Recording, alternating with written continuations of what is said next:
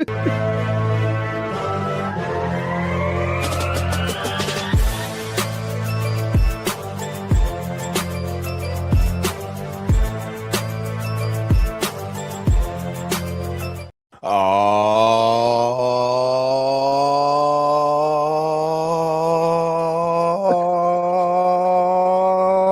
yeah.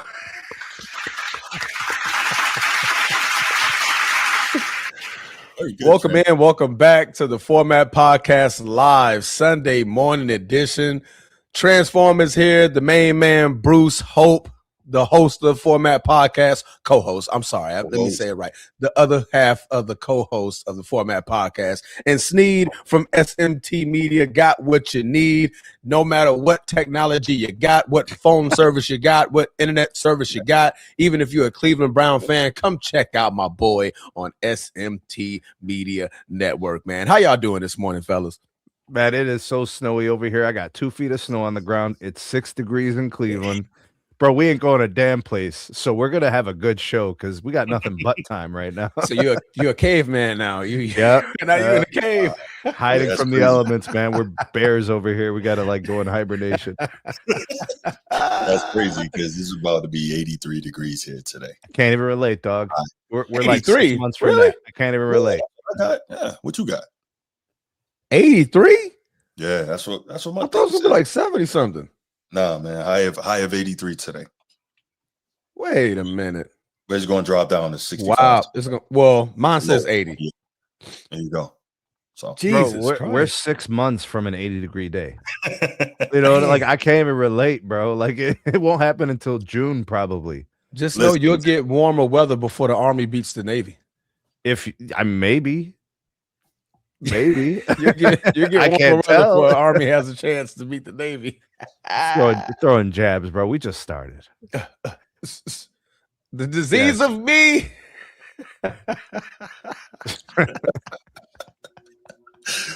Lord have mercy. Lord have mercy. Lord have mercy, man. Yeah. All right, man. We got a good show coming in for you guys, man. We're gonna start off with some quick hits. Shout out to the channel members. What we're going to discuss today is the Bad Bunny drama. And no, we're not talking about just regular bunnies. We're talking about the pop artist, the Hispanic pop artist, Bad Bunny. There's some drama going around with his name and what might perhaps go down during the Super Bowl. So we're going to discuss that. We're going to get Steve on here for that one. Steve's already here. He's in the chat. Steve is already here. I feel like that's going to be a Steve moment. What do you think? Yes, it could be, but then Steve could turn it into a bad moment for YouTube. Great moment for the Patreon, but bad moment for YouTube. Correct. Love you, Steve. Love you, Steve. Make Steve great again. We're going to make Steve great again.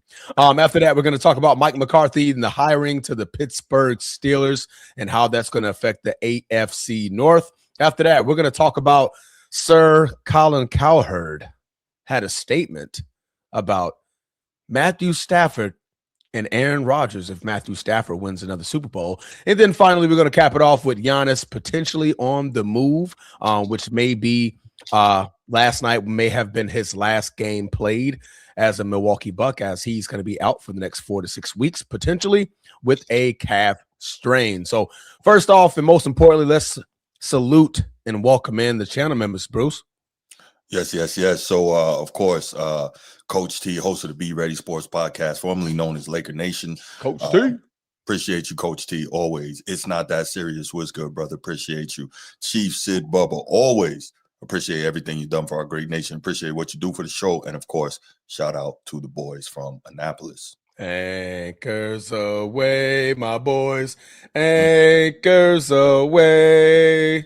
Sneed will get some heat in Ohio because Army won't beat the Navy anytime soon. It will come.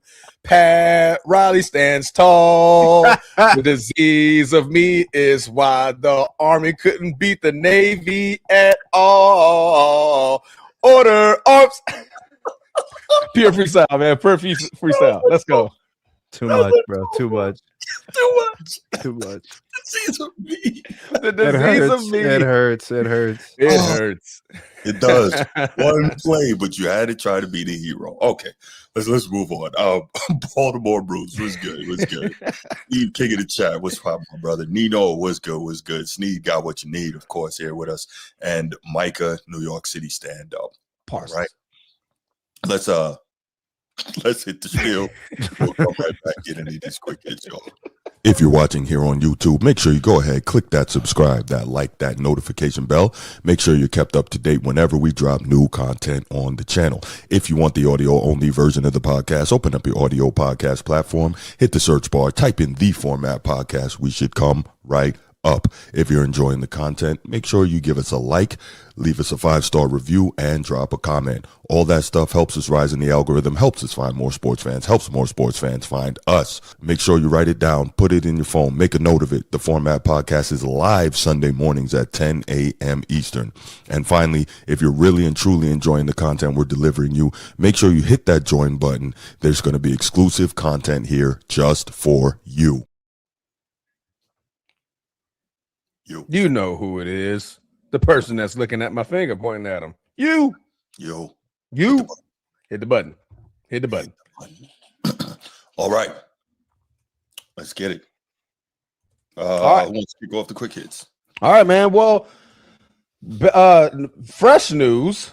The Packers have signed defensive coordinator Jonathan Gannon, former head coach of the Arizona Cardinals for the past 3 years, is now officially a Green Bay Packer defensive coordinator. As you guys also know, he was also the defensive coordinator for the Philadelphia Eagles prior to his hiring in Arizona. And after that, he had some time in the Rams, where I believe he was the defensive consultant or something like that, something along those lines.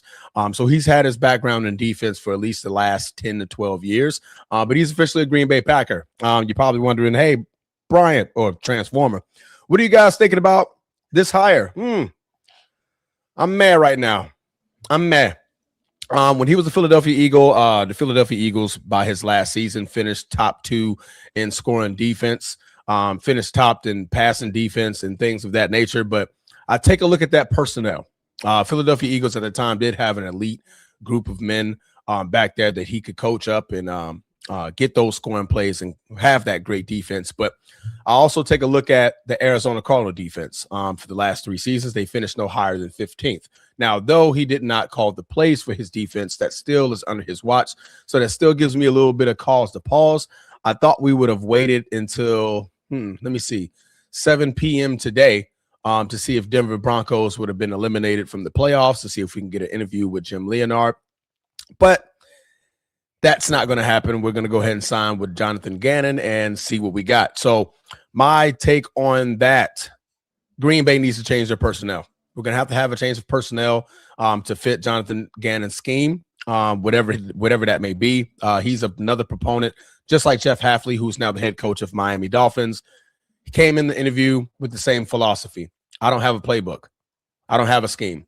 I need to look at the personnel. I need to see the men in the room that I have, and then I draw up the scheme that way, which is fair. I do like that philosophy because you can't just bring in a scheme and expect it to work without having the guys to make it work. You're going to need the personnel to make that work. So I'm curious on what Brian Gutekunst is going to be doing this offseason to sign new personnel, perhaps maybe another trade involved with some of the guys that we have. But we're going to need to change the personnel for Jonathan Gannon to succeed. And secondary transformers, namely.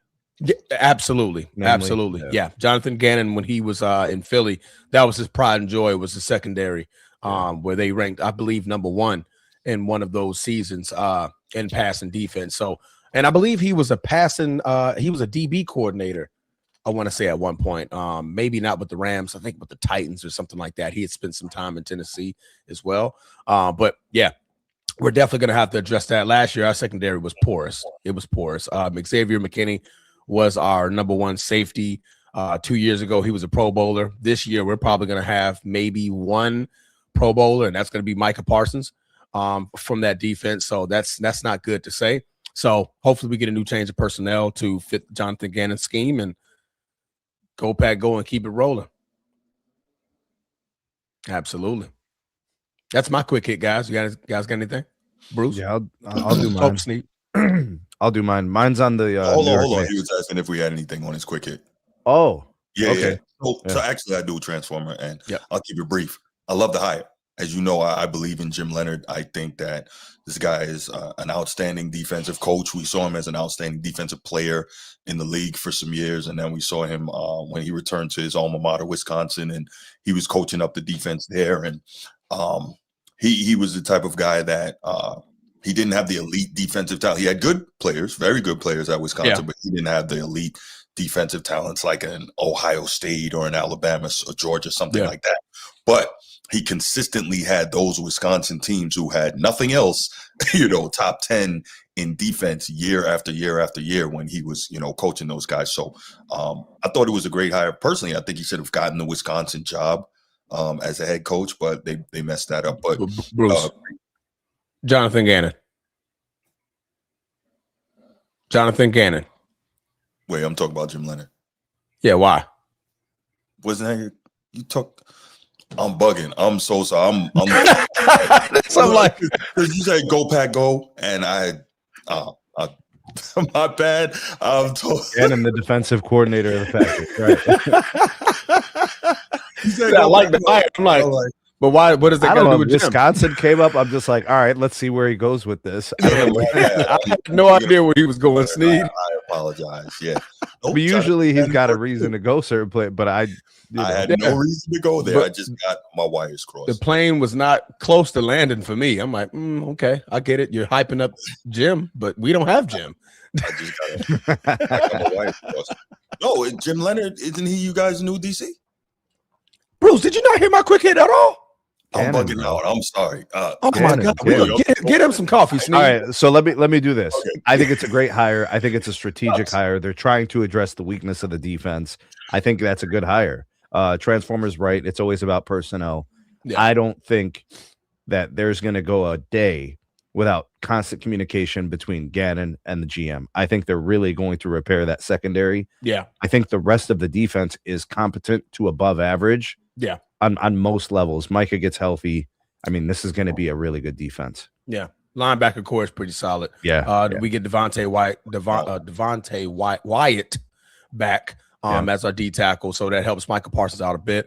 But curious to see what we do with Rashawn Gary. I'm curious. Yeah. Well, how old is he, Transformer? Oh, maybe 27. Still pretty young, yeah. Maybe 27, 28, maybe somewhere around there. But he didn't finish off the season strong. I believe in the first 8 games, he had about 8 sacks. Then after that, he didn't have any sacks. So you know how it kind of fizzled off. But the thing about Rashawn Gary, he was a proponent of Micah Parsons this season, right? When Micah Parsons went down, it kind of was all based on him and what he could do. And I saw games where he was actually trying. He just doesn't have the athletic ability and the talent that Micah Parsons has, so he was just getting jammed up a lot. So I'm curious to see what they do with Rashawn Gary, whether they try to move him around or maybe even trade him. I knew it was rumblings about him being traded, but definitely not, signed to another, max extension. So, yeah. Bruce, you want to try again? No. Okay. I don't know what happened there. Got my wires crossed. I'm thinking, didn't we? 4th and 10. We're gonna punt, bro. It's just let's just. Sneed, go ahead, man. I told you. All right. It's all good. It's all good. New York Knicks, man. I was watching the games yesterday, the NBA games. So I guess it's rivalry week. So that's exciting. We got the Sixers versus the Knicks. It's a good matchup because you've got teams in the Eastern Conference that have ambitions to go to, make a run in the playoffs, get to the Eastern Conference Finals, whatever. These teams have talent. These teams have high payroll. The Knicks have a situation. They hired a new coach. They fired, Tibbs and brought in Mike Brown, who's a retread. Mike Brown is not a bad dude. Mike Brown might be one of the nicest guys in the league, maybe to a detriment.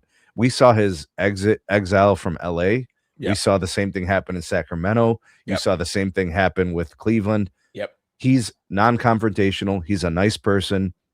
He's a good coach, in my opinion. He's a fine coach. In certain places, he is the coach. Yeah.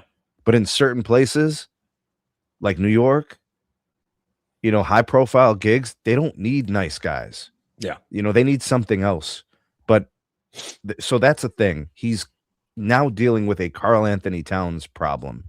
And by problem, I'm talking about they're having trouble creating identity of their team with him as a key cog of it. Yeah. Karl Anthony Towns, if we're going to just talk X's and O's, quite possibly the worst defensive instincts in the NBA. Possibly. He's a walking foul. He is all over the place. He doesn't know where to be, where to stand, how to orient himself. It's just messy. He gets in foul trouble very quickly and easily, which takes him out of games. That's actually a good thing for the Knicks. I'm sorry, bro. This is crazy, but I watched a game yesterday with Joel Embiid, and 38. Karl Anthony Towns was a non-factor. He was in foul trouble. He was hardly in the game. He logged like 16 minutes in the game, and the Knicks won. Wow. The Knicks have a problem, a Karl Anthony Towns problem. They're a better team when guys like Landry Shamet are getting extra run, when guys like Josh Hart are integral parts of the glass activity, 13 rebounds from Josh Hart and 6 from Karl Anthony Towns. See, we got a problem here. We have a job, a role, identity problem in New York. They're winning games without Karl Anthony Towns. They're losing games when he plays a lot and is negative, a net negative for the team. He's a complete liability on one side of the ball, and if he's not scoring and pouring it on, then what good is he to your team? They're learning why the Minnesota Timberwolves moved on. Yeah. Because he can't do certain things. He's not capable of doing it. And you hear guys like Josh Hart, they're trying to lead vocally. You hear them after games and they're talking about it and they're having players meetings and stuff like that. It's for 2 reasons. Karl Anthony Towns is not built for the New York moment, and Mike Brown is not the type of guy that's willing to take on confrontation and deal with these difficult situations. This is really going to test the resolve of a lot of these players on this team. And the bigger concern is the fact that they're not protecting Cat anymore. Now they're kind of calling him out in front of the media. This thing could get ugly in New York. They barely squeaked by in a win yesterday against the Sixers, who really didn't have anything good happening except for maybe 1 or 2 quarters out of Maxey and a big game out of Embiid, and the Knicks barely get by, and they almost choked away the game. They're like 3 wins in the last 13 games. It's not good in New York. They were just in the Eastern Conference Finals, 2 games away from the NBA Finals. They are far from that. The Knicks are in trouble. I like it. Well, I'm good with the Knicks being in trouble because the Knicks being in trouble has the Celtics firmly entrenched right now. So I'm okay with that. And hey, who knows? They could be the number 1 seed by the end of the season. Who knows? If they can stay healthy, which is odd because I know somebody in this chat was telling me how trash they were and how Jaylen Brown wasn't that guy and blah, blah, blah at the beginning of the season when they were trying to figure things out. But this is about the Knicks, not about the Celtics. So, no, I do agree with you. And Mike Brown is a good coach. But if you guys remember, I also was adamantly against the firing of Tibbs. Tibbs is a tough guy with a New York type attitude. It was a good fit. Could he have tweaked some things? Yes. But Mike Brown is not going to get the same level of success with the Knicks that Tom Thibodeau did. So I agree. And Kat, the worst defensive instincts in the league. Do we believe he has worse defensive instincts than Luka or Jokic? I don't know. Yes. Then that is much worse. Much worse. Then if that's the case, that's absolutely horrendous. Cat doesn't really realize where he is on the floor half the time. He gets turned around. It's so bad. Being worse than Luka is a problem. Bro, Luka's last 3 defensive efforts in the last 3 games has impressed me. I can probably talk more about it on another show. But Luka's effort in certain games this year on defense has kind of impressed me. I think he's trying. He is trying. Yeah, I think he is. So he gets a foul. He could get in foul trouble if they really did call a lot, but he tries though. Yeah. Quick note on the Luka piece. I know this wasn't a Luka quick hit, but the other day I was looking for like Luka defensive footage when we talked about the Paul Pierce defensive topic. When Luka was in Europe, I don't know if it's because of the coaching over there or what, or because he was younger and significantly slimmer. When Luka was in Europe, he really tried to defend. He just can't because guys can blow past him. But you saw him literally making efforts to close out, efforts to move his feet, efforts to stay with the offensive player. Bruce, he was 200 pounds in Europe. He's like 240. Right. You know, the physics of it all. Seriously, he's a much bigger player now. He's a couple inches taller. He's 40 pounds heavier. He was never athletic to begin with. So now you're going to sap it even further. Yeah. Right. As you physically have gotten larger. Yeah. All right. So good stuff, Sneed. Good stuff. Final quick hit. Rich Paul, CEO of Clutch Sports. What? CEO of the LeBron Mouthpiece Media. Well, actually, he is LeBron's mouthpiece. Apparently. Yeah. Technically, he is, right. But no, obviously, we did a lot of talk recently about Rich Paul. And if you want to see our recent members-only content regarding Rich Paul, join the channel, become a member, and you can see that type of members-only content. We did a really good show about that recently. But we also talked, I think, last episode about the LeBron James Genie Bus story controversy. And so Rich Paul, of course, was asked about it on his show, I believe, with Max Kellerman. And he actually handled that properly, right? Edward, take your knee pads off, man. He handled that very properly with the way he responded when he was asked about it. And I liked how he handled it, believe it or not. So he had some interesting things to say, right? One of them, I'll go with the best stuff first. And I really like the fact that he commended Jeanie Buss and the Lakers organization, didn't, try to fire back or anything like that. He definitely made it a point to say, hey, we've been treated extremely well here. It's been a fruitful relationship, so on and so forth. So I really like how he took the quote unquote high road, and he handled that extremely well, as someone who is so well versed with media should, right? He did Bruce, a great that's job. Strategy, though. They want to play. They want to play another year. Regardless, he did a great job. But that's the whole concept. He doesn't want to look like a problem. They want to play another year or two in the league. They want to keep milking this thing. It's damage control. They looked like shit for the last week. That's true. But again, he could have, or LeBron could have, they could have fired back, right? Nah, that's not the case, blah, blah, blah. Y'all media, y'all on some BS, whatever. They could have fired back, but they didn't. They handled it with class, and they handled it properly. And that's what I'm trying to do here, is give them credit for the way they went about dealing with the situation. I know for some people that's surprising, but that's what I'm trying to do here. It's right. Huh? It's right. It is right. Yeah, it's right. They handled it properly. Absolutely. Yeah. So, and I like how they handled it. So when they were talking about it on his podcast with Max Kellerman, and he was asked, one of the things he says was, who gives a blank? He says, he doesn't care about daily articles, and that where there's smoke, there's usually fire, refers to people trying to poke holes in a successful relationship. So again, it was good that what he's trying to do is protect, at the very least, the image of how the relationship with LeBron and the Lakers has gone over the years. Smart. Just like Sneed said, that was smart as well. Damage control. True indeed. He also says that he felt like the article dropped during a period of league-wide inactivity, in that the Lakers were playing the Clippers, no big trades were happening, making it an opportune time for media outlets to manufacture drama. Now, manufacture drama, I don't really necessarily go with that. Obviously, somebody had to, give Buster Holmes, who is a well-known and Baxter Holmes, a well-known and respected journalist. Somebody had to give him that information, right? And if he had a proper editor, which I want to assume he did at ESPN, if he had a proper editor, that editor would have vetted his source. So there's that.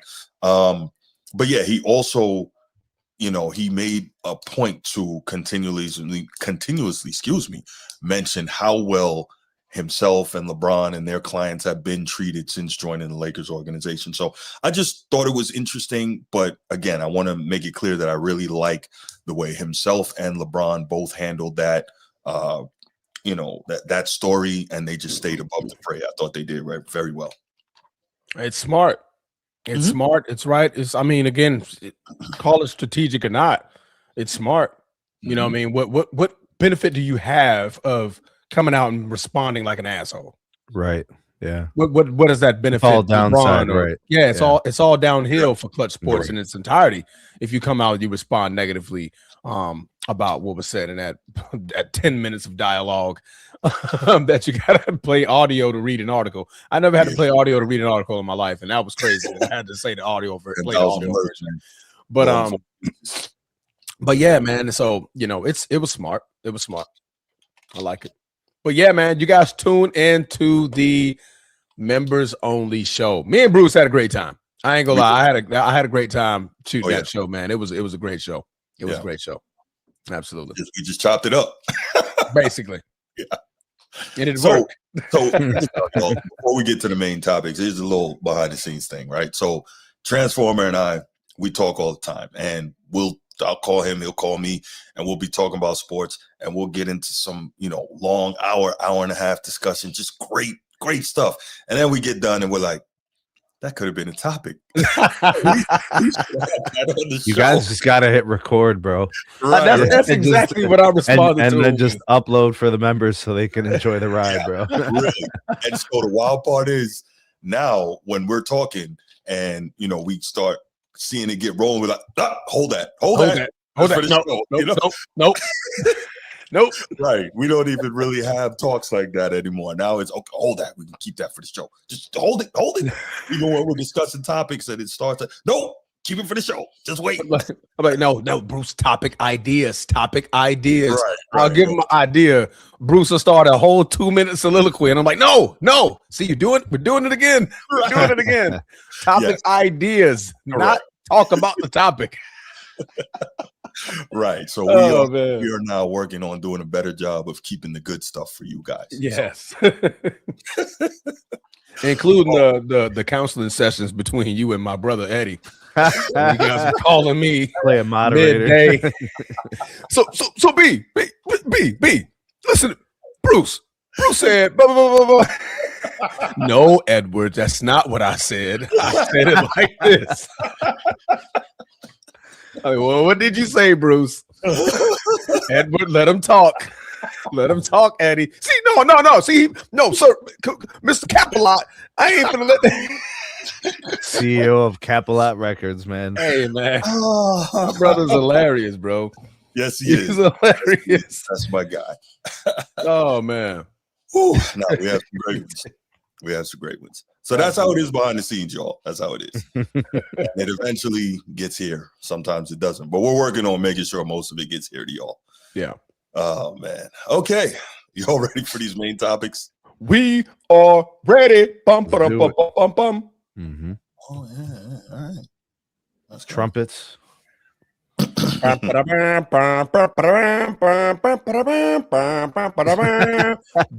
Bunny drama. Bruce, what's happening? Man, listen. So let me say this first. I had no idea who Bad Bunny was. I think either a year or two ago, like he had a WrestleMania match or something. And I'm like, yeah, he's been with Bad Bunny. Huh? Oh, yeah, he's had, but I'm sorry. Go ahead. I was just talking. Go ahead. No. So I was like, who is Bad Bunny? Never heard of him. Obviously, my era is a little different than the modern era. And first thing I'm thinking is, why would a grown man name himself Bad Bunny? But whatever. I mean, I don't think anybody's too concerned about bunnies, but whatever. So Bad Bunny, he was announced to be the headliner for the Super Bowl 60 halftime show. And it has caused problems from the very beginning with his announcement. Why has it caused problems? Apparently, from conservative political figures and pundits, he is kind of branded as anti-American. And I'm like, huh? So shortly after the announcement, President Donald Trump called the selection absolutely ridiculous, claiming he had never heard of the artist. Wow, I have something in common with Trump. Okay. Critics like Ryan Fournier and Benny Johnson labeled him a Trump hater. Okay. So earlier in 2025, last year, Bad Bunny stated he would not tour the mainland of the United States due to concerns over ICE raids and how they might affect his fans. This led to accusations that he is anti-ICE and anti-American.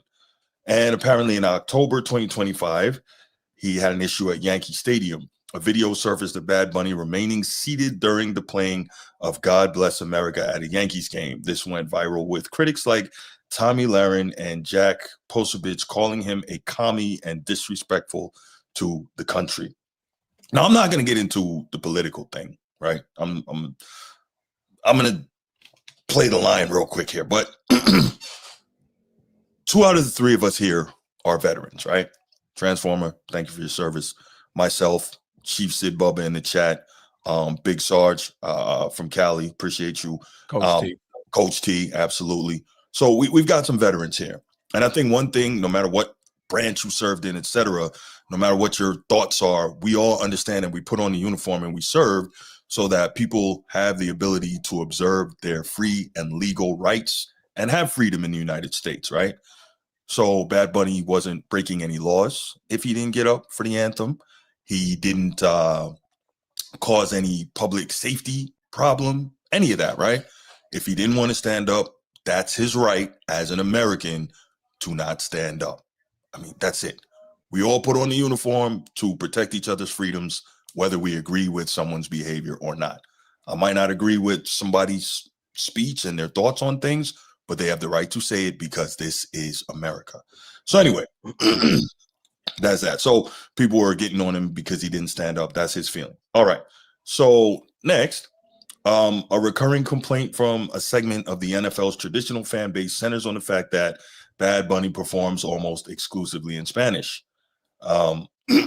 So social media was flooded with complaints asking if the performance would have subtitles, with some arguing the Super Bowl is an American institution and should feature English language music. Another quick pushback: Bad Bunny's Puerto Rican. He is an American. So come on. He's an American. He's Puerto Rican, right? Yep. That's okay. Part of the continent of the United States. Yes. There you go. During an appearance on Saturday Night Live, Bad Bunny addressed the critics by jokingly telling them they had 4 months to learn Spanish before the game. Is what it is, right? I mean, reggaeton, which is not a bad idea, but right. Reggaeton it is. But you guys are in Florida. You know what time it is, bro. You know what it is. We right here next to Cuba, right here, bro. Right. You got to learn Spanish. Cuba, Puerto Rico, República Dominicana. No, but un poco. But the point is, all these things caused problems, right, among conservatives, because, you know, if we're honest, like, I would say, I don't have the numbers on this, but could we agree that we believe that a good portion, maybe half of NFL fans are conservatives from conservative parts of the country? Yeah. I think that's a pretty fair assessment. Right. Okay. So you've got that. So he is maybe not intentionally, maybe intentionally offending a lot of NFL fans. And this has become even more problematic with recent rumors that some of the content of his halftime performance will include LGBTQ plus all the other stuff, themes. There's more? Yeah, there's more. It's a long thing. There's more. Crazy. Plus, that's why they do the plus. Yeah, right. There's more. What's the other one? Look, we're not getting into that. This is a sports show. Anyway. Okay. But there's more. So apparently there's reports recently originating from a stylist leak that Bad Bunny plans to wear a dress during the performance. He's supposedly intended to honor Puerto Rican queer icons and the history of drag and resistance. Bad Bunny has a history of advocacy for that community. In 2020, he performed on The Tonight Show wearing a shirt that protested the murder of a transgender, I don't know what that means. Transgender woman. I'm not sure exactly what that is. And in response to the woke direction of the show, the organization Turning Point USA announced plans for an all-American halftime show to run as counter-programming for viewers who want to boycott the main broadcast. So we have all these different things going on that I think are likely going to hurt the NFL ratings. Because if we remember when Kaepernick was the big issue and all that, and people were kneeling in protest of police brutality and the killing of unarmed citizens, a lot of people who didn't agree with that stance turned away from the NFL kind of until that stopped. So I'm curious to know, I mean, I guess this may not have the intended effect, whatever he plans to do, because it's the final game of the season. So maybe, you know, throughout the offseason and stuff, people will be like, okay, it's over with. I can come back next year. But it's going to be very interesting to see how that affects things. And I'll just say one more thing, and then I'll turn it over to you guys. For me personally, I never watched the halftime show anyway. I don't care anything about that. I don't normally like most of the artists they choose. I don't care. I don't listen to that stuff. I watch the game during halftime. I get up, go use the bathroom, stretch a little bit, get something to eat. And then by the time all that's done, I come back and enjoy the second half.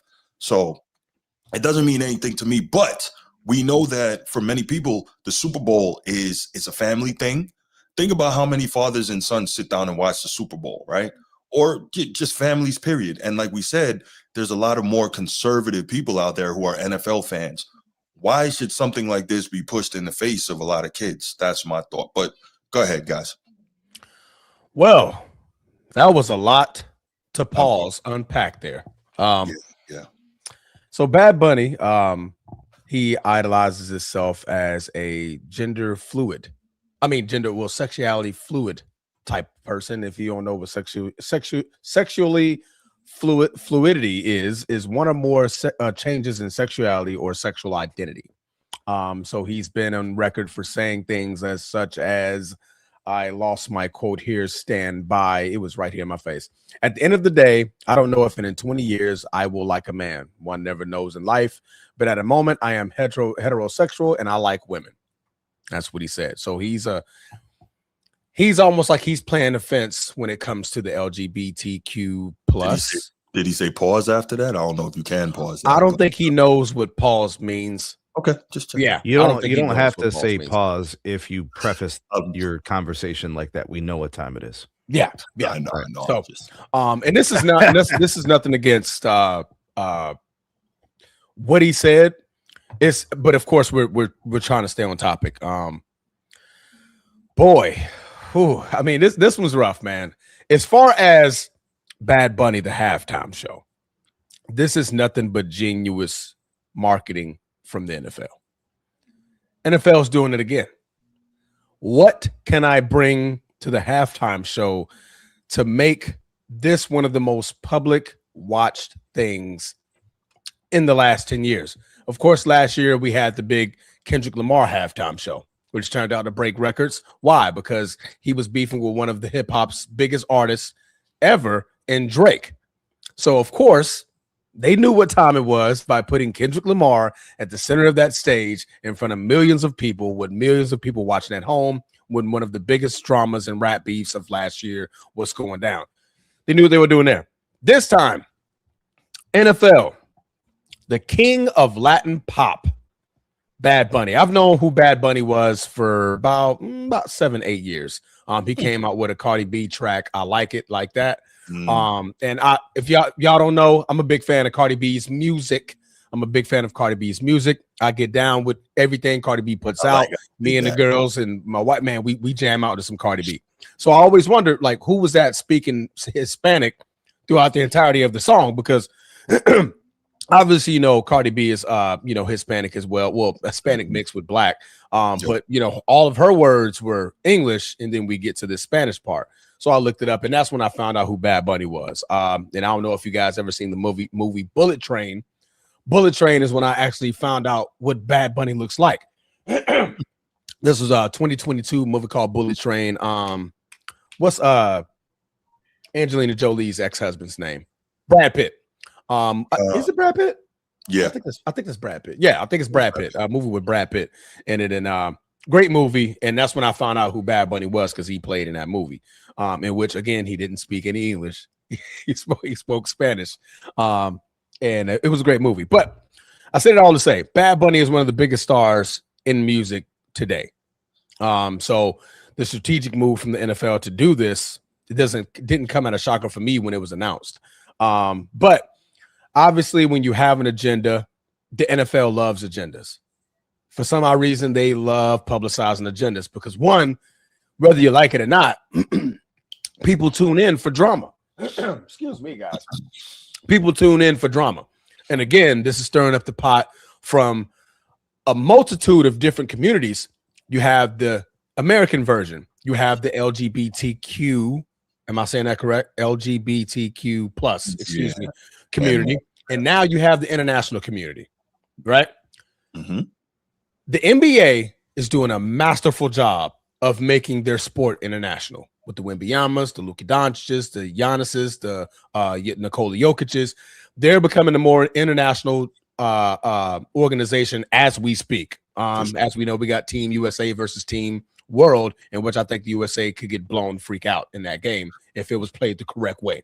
Now you're looking at the NFL, looking to tap into that international community during the halftime shows. The Super Bowl is the biggest show on turf in history, with the exception of the World Cup in soccer. That pretty much goes back and forth right there when it comes to viewings and ratings. Bad Bunny is going to fit that mold. So even I see where you were going with the Colin Kaepernick one. That was during the season. So you had people to have that opportunity like, well, I can miss this game. If the 49ers are playing Carolina Panthers, who cares, right? I don't have to watch that game. This is the Super Bowl. Folks who hate this Bad Bunny thing, they're going to watch it. Why? Because they want to see what he's going to do. They want to see what he's going to do. People that support Bad Bunny, they're going to watch it because they want to watch Bad Bunny. The LGBTQ plus community, they're going to watch it because that's part of their community. He supports their community. The international community is going to watch it because guess what? We have an international person that's singing on stage. That's how the NFL is making a big major move with this signing. Also, they're going to be signing Green Day is also going to be playing. And the thing about what Trump said, our 45th and 47th president, the thing that he doesn't like about them is because they don't like him. So that's why Trump has something to say. It's the only reason why Trump has something to say. If you don't like him, guess what? He's not gonna respond properly when it comes to a halftime show. He's on record saying, I'm anti them. Trump says about the artist, I think it's a terrible choice. All it does is sow hatred, and it's terrible. What did Bad Bunny do that was hatred? Did he say anything that's hateful? Not that I know of. I didn't hear it. Did Green Day say anything that was hateful? I didn't hear it. So he's saying, if you don't kiss the ring, it's hateful. I think absolutely that's many people's modern mind state. If you don't glaze, you're hating. And then on top of that, Trump has also stated that he won't attend the Super Bowl, not because he doesn't like them, because it's just too far away. And I don't even know what that means when you have your own plane. Yeah, you have your own plane. You're the president. They can take you anywhere. You can get to Cali in like 3 hours from DC. Bro. You can take you get your private jet to go to play golf. You can't go to watch the Super Bowl. I don't understand how that part made sense. But again, that's 45 and 47. I just let him. Or he'll randomly pop up at a UFC event. You know what I'm saying? Like, he was at the one last night, wasn't he? Of course he was. Yeah. Like, what are we talking about, man? Where was that? Matter of fact, one of the UFC events is going to be hosted at the White House. I heard that. Yes. Yeah. I think John Jones is trying to make a return then. It's going to be a lot of dough for that. So, please believe me. A lot of attention.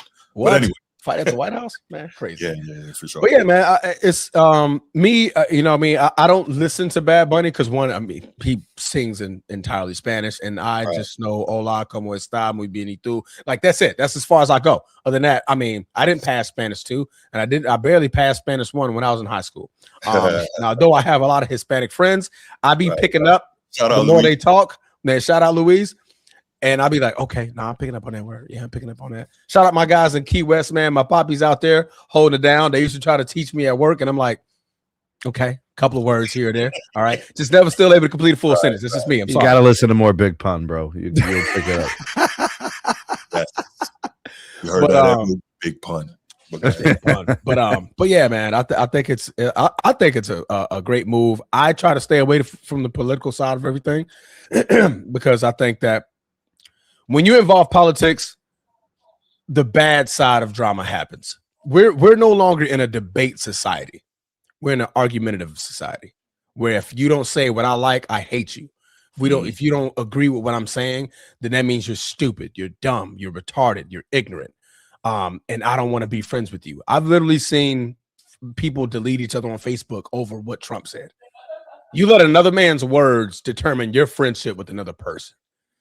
That's the part of politics I just don't like. So I refrain from speaking political when it comes to politics. There you go. Sneed, what you got? This all stems from the fact that you have like Super Bowl performances when it comes to the halftime. show, like there have been notable performances that are huge. So they're always trying to tap back into that, right? They're always trying to get that again, capture that type of buzz, get that type of moment. So you're talking about Janet Jackson back in 04, what the wardrobe malfunction situation. I remember that. I was in college. Yeah. But there's other ones too. 2020 was a big show when they brought in Shakira and Jennifer Lopez, right? Oh, that was a magnificent show. So, and then much before that, Beyonce had a really big show, and then it caused like a power surge. YouTube, like right after 9/11, that was a notable performance. But then, like I also remember the Rihanna one because of her pregnancy. Oh yeah, she was yeah, I remember that was a big deal. But like, if we're talking about actual performances, Michael Jackson in '93 put Super Bowl halftime shows on the map. Now we had to watch every time because of that. And then Kendrick last year, which was the most viewed. Yeah. I mean, it's just so much electricity in these shows because it's not a sporting event. The halftime show is a iconic pop culture moment every year now because of Michael back in '93. Yep. The whole that's where we are right now. That's what this moment is. It's a huge moment for the careers of the performers. It's a huge moment for the Super Bowl. It's a huge moment for the NFL. They're the brand leader when it comes to sports across the globe. Like, what's bigger than the NFL from a sports standpoint? Yeah. When it comes to the product on the field and when it comes to the marketing, branding, bro, people stopped going to church because of NFL football. That's true. Like, this has become an American cultural moment. Yeah. And everybody watches. Transformer alluded to it. Bruce, you talked about all the segments of populations that are tuning in and kind of like who they are and representative. Right. The NFL doesn't care who you're fighting for as long as you're tuning in. So that's where we are with it, because Kendrick Lamar, that song that he performed is an act of destruction to someone else's career. Absolutely. Like Drake will never be the same. You know, now he's BBL Drizzy because of stuff like this. Like, he went from spitting bars to BBL Drizzy. Like, so I'm gonna just go ahead and say this because, you know, we hit on a lot of points. The NFL loves that Donald Trump made a statement. The NFL loves that there's polarity in this. Absolutely. They'll feed off of this, and they're ready to capture more fans, because that fan will come back next year to see what's coming to the halftime show. Even if they only tune into the halftime show each year, that's the viewership. Right. And if I'm not mistaken, isn't the halftime show normally where the Super Bowl broadcast peaks? Yeah. Because last year it dropped off after to like 20-something million to watch. My wife won't watch the game. She will run to the TV to make sure she hits pause, you know, on the show. Hold on, let me grab something, and then she'll watch it. Yeah. Right. My kids ran downstairs to watch the halftime show. Go do something else. Is that halftime? Yeah. What is an all-American halftime show? Probably something very please rephrase your question, please. I'm trying to he's talking about how Turning Point USA said they're going to broadcast an all-American halftime show. So it gives you something to turn to, an alternative broadcast instead of Bad Bunny. So he's asking, what is an all-American, like, what is the content going to be? And I don't know. Yeah. It doesn't. They don't want it to be. If it is an all-American show, that's fine, but that's not the goal. No, it's not. The goal is audience capture, right? So like, that's right. Eyeballs. Yeah. And to respond to Eddie's comment, he said Usher was dope. It isn't even about if it's good. It's about being a supercharged moment for the game and for the NFL. Right. Yeah. Right. And let's think about this. And you know, I have my thoughts and my feelings on it. But if Bad Bunny is a huge deal, can you imagine the attention the next day on regular news, mainstream news, cable news, freaking what do you call this? Independent creators like ourselves. Yeah. And then on the sports channels, you know, your Fox Sports 1s and your ESPNs and your CBS Sports, it is going to be a monster attention getter. What's the biggest moment in NBA since 2000? Kobe's death. Malice at the Palace. Oh. Yeah. Oh, I thought you meant like, okay, you're talking about like in the game. Biggest moment, like in terms of just notoriety, press, Malice at the Palace. Yeah. Yeah, that's electric. That's power. Still talk about it, and it wasn't good. But no, not at all. To Snead's point, yeah. And in fact, when you think about the human psychology aspect of this, the most powerful emotions are negative. That's true. Yeah. So if this generates negativity while still pandering to other audiences, the NFL is just winning. Yeah, no, you're right. I mean, that's really in the media business, especially like one of the big things on TV news, and this is a long-standing saying in newsrooms, is if it bleeds, it leads. That's why, like, have you ever noticed the really good, heartwarming human interest stories are like towards the back end of the show? Yeah, and what are the jet skiing squirrels? Right, yeah. It's like at 5:48 in the hour or something like that. If the news from 5 to 6, they don't put that up front. You know, up front, they'll put the mass shooting or something. Exactly. Happen, exactly. You'll be watching I hate this, man. Monday Night Football, Sunday Night Football. You're watching a great game. You just watched the Rams versus the Lions, and it was a shootout. And you're like, golly, man, 35-30. It was an overtime game, and you're like, man, I'm talking to Bruce. I'm texting Bruce. Mind you, I didn't change the channel. And then what do you get the image? And then you get the image of the chalk line, right? Yeah. Chalk line. You get the yellow tape, and all of a sudden, 2-shot on Dunn Avenue. Like, what the hell, man? Coming up on Action News Jacks right after the game. Yeah. Yeah, it's like immediate. It's immediate attention. Like, the shooting, the killing, somebody lost, died. It's like, yo. And the sun is up or something. Like, give me something else. Yeah. Like, I'm at my peak of football watching right now, and you brought me to the bowels and depths of sadness. I'm like, golly, bro. And speaking of that, just on a serious and more somber note, man, I want to echo Edward's sentiments. Thank you, Edward. Prayers go out to Minnesota, man. It's not good what's going on up there. We got problems, man. What happened in Minnesota? Another unarmed civilian shot and killed by ICE. And This is not a political show, so we're not doing that. But what we are doing is being human here, and we are saying prayers go out to Minnesota for those who are losing loved ones, people who are suffering. Yeah, So yeah. All right. Yeah. Thank you, Edward. We appreciate that, man. Oh, look at y'all. All right. Look at y'all. Kumbaya for one moment. I mean, I see. Kumbaya gonna stop as soon as he send me another trash Gucci Mane track. That's not gonna work. Colors.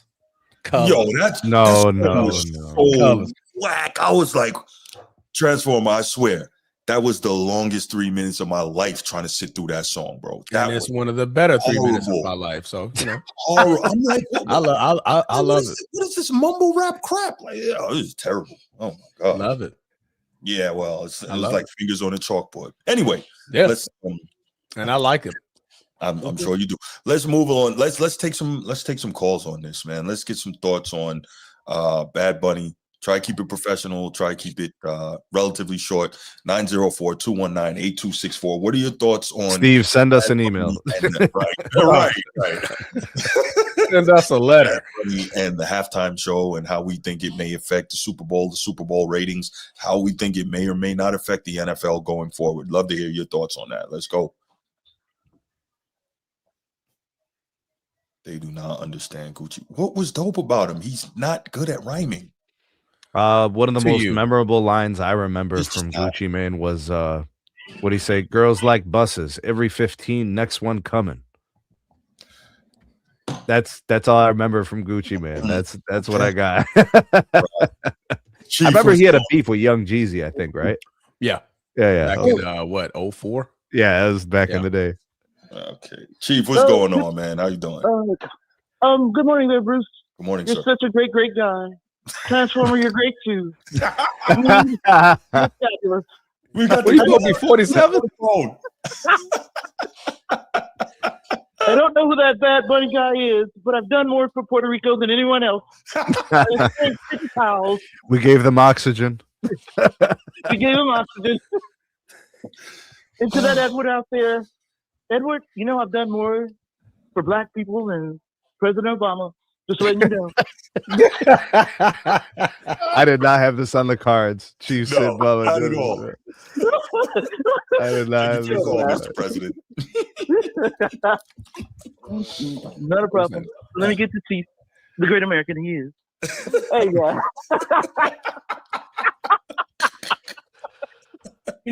Yo. Yeah, that might have to get clipped. Well, you know, America's a democracy, and if we had a king, his name would be Steve Splendor.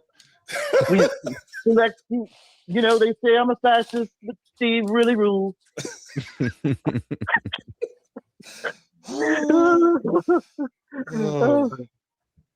Man, yeah.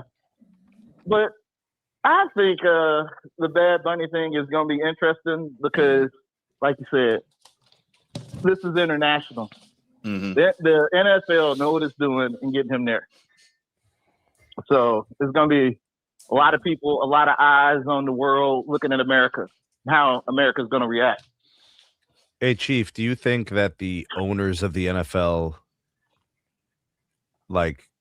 listen to Bad Bunny on their own? No, but if it makes some money, yeah, revenue sharing, right? Money, they'll listen. Right. Yeah, right. But is it in Arizona as well? Is the Super Bowl in Arizona? No, it's in San Francisco. San Francisco. Well, so he's gonna have a lot of ICE agents out there. Man,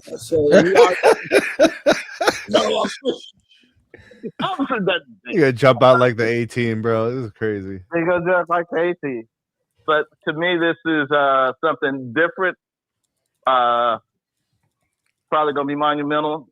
Good or bad, so it's gonna get a lot of attention, a lot of eyes. Mm-hmm. I think it's good. I think the NFL gonna find some way to monetize it because you gotta understand, people really pay the NFL to perform. They don't pay you. Yeah, because you get your money on the back end, you and you're boosting sales. Yeah, you get all the boosted sales. So this is the biggest. You think? The president, he'll be a little butthurt, but I think he'll be okay on this one. I mean, he has no choice. What are you gonna do? Shut down the Super Bowl show?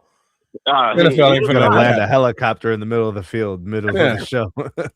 Man, what Roger Goodell freaking like? What? Who the hell are you? But it's some history. So I think the president's petty because you got to remember a couple of years back he wanted his own NFL team back in the day. And they didn't let him in.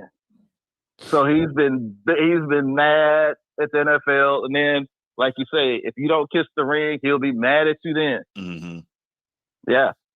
So it's another guy. Now, let's just say if it was another guy. I don't know if you guys ever heard of, did Daddy Yankee ever perform at a Super Bowl? No. But if it was him, and Daddy Yankee is also Puerto Rican, but I think he leans more to the conservative way. So if it was one of his buddies or somebody who kissed the ring, his attitude would be different. Oh, absolutely. Yeah. That's 47 for you. Yeah. I think that's about all I have to say, guys. I think I'm gonna have fun on this fabulous day. And thank you for tuning in.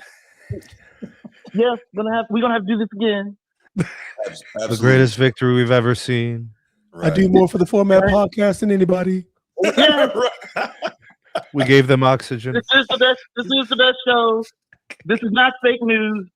We don't cater. We don't piss off to anybody. We don't push agendas. Bruce Hope is one of the smartest men I've ever spoken to. Thank you, sir. Appreciate it. All right. Appreciate it, Mr. President. All right. Have a good day. Have a good day. Edward. We're not done. We're not done. There are more topics, more greatness to come. Keep young Dolph alive. More from the Transformer. You will classic see. Call. Bro. Oh my gosh. Oh boy. That's classic. Bears are like Fruit Loose. Diamonds are like juicy fruit. God. Now you got this too. Say color red apple juice. Flashy is a stack of juice. Spam in the chat with whack rhymes. Oh gosh. Safe like the crackers do. Green and gold Chevy, same color as a pack of boots. Hey, talk to him. I go to the mall and ball like a dog, bro. That's Birdman, but we got it. But that's what we're saying, though. It's kind of how all right. Yeah, I'm just fit y'all. I don't get into. Hey, I like what I like, bro. Hey, that's fine. Oh, we got another. Nino, what happened? Uh-oh. Nino, he just called and hung up. I don't know if that was an accident or not. Oh, there he goes. Nino, what's good, man? How you doing? Ask Nino. He know. What's going on, guys? What up, What's man? lagging? What's up, Nino? Hey, y'all got something going on these topics, man. Y'all kind of switched it up a little bit. That's cool. It was it's an important sports topic, man. But it was one of those that kind of dissected sports and politics and pop culture and all that. It is. Hey, y'all got range too. Hey. We try. We need to try to put this up on ESPN and see if we get y'all a deal, man. Man, trust me, they not trying to hear us. We tell the truth too much. They don't want to. Man, what? Sound like Clutch Sports in the check. Except for when y'all talk. Never mind. But I want to say that I got. I always come. I be thinking a little deep, kind of deep. Mm-hmm. And it's and you brought up the Colin Kaepernick. Yes. For what some people deem what should have been a decent cause for the reason he said he kneeled, right? Mm-hmm. It was certain group of people, certain people, it was black and white, mostly black and white, they're saying keep sports about sports. And they wasn't really watching the game like you said. Mm-hmm. Well, I gotta think that probably most of those same people will have support for the current president, which we all respect the position, but have the support.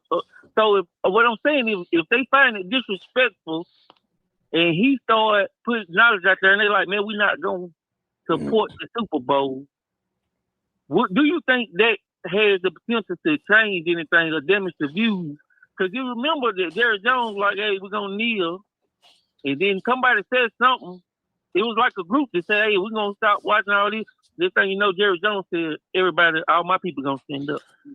Yeah, I think he said, if you kneel, you're going to get cut. See, this is where, again, I'm not huge with the demonstrations because the kneeling didn't really do a whole lot. But if you're Zeke at that time, if you were Ezekiel Elliott and you were Dak Prescott, that would have been a chance to show your power because there's no way he was cutting them if they knelt. There's no way. So they should have did it. They should have did it. Wait, I don't think Dak had his contract yet. I think Zeke did. I think he had his first deal. Did he have a first deal? Okay. Yeah, it could be. Edward, man, don't make me block you in the chat, man. Don't make me do that, man. And I got a question, and I'm gonna let y'all go. I know we just get started. So it's more for Transformer and Bruce too. No disrespect, but you'll see why. Because I talked to my brother, he served in the Air Force, and he did his 25, 26. And I asked him, like, man, and he was saying that he didn't really have a problem with the kneeling because it didn't really. And I was asking y'all how y'all felt about it, and it seemed like the veterans and the people that actually did the serving should have more say-so than us on that type of topic. Well, we did, because the original Colin Kaepernick, the original, he sat down. You remember he was sitting down during the national anthem. I was going. And then he spoke to I believe it was an Army vet, a Green Beret that he spoke to, and former Green Beret. They conversed, and he said, no, it would probably be a better idea. Basically, the end of the conversation, it'd be a better idea for you to kneel. More instead of just sitting down. It's more respectful. So the military community agreed with Colin Kaepernick. Like, hey, go ahead and do what you're doing, but this is a way you can support. You can do both. You can make a statement, and you can show respect to the ones that serve because you're kneeling. You're kneeling down, right? Which is a term of endearment, a term of respect. Like, I'm kneeling to you. Like, that's a term of respect. So after that, the military was out. I mean, unless you had another agenda of why Colin Kaepernick was kneeling. Other than that, we already made agreements with Colin Kaepernick. Like, okay, he's kneeling. That showed us that he's willing to, one, have a conversation. That was first. He had the conversation. He respected the conversation, and he came to a term of agreement. You know what? You're right. He told that guy, you're right. I'll kneel.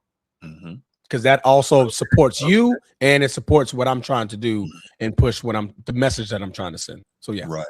But notice, Nino, when when the people who were against it were making a big deal about kneeling, nobody brought up that part of it because it ruined the narrative. The narrative was that he was disrespecting the flag and he didn't respect America, this, that, and the third. Yeah. Nobody who was pushing that brought up the fact that, one of our finest combat veterans was the one who gave him the idea to do it, because that ruins the narrative, right? And as y'all know from watching this show, this, Nino, everybody who watches me knows I don't like false narrative. I'm to destroy those at every turn if I can, right?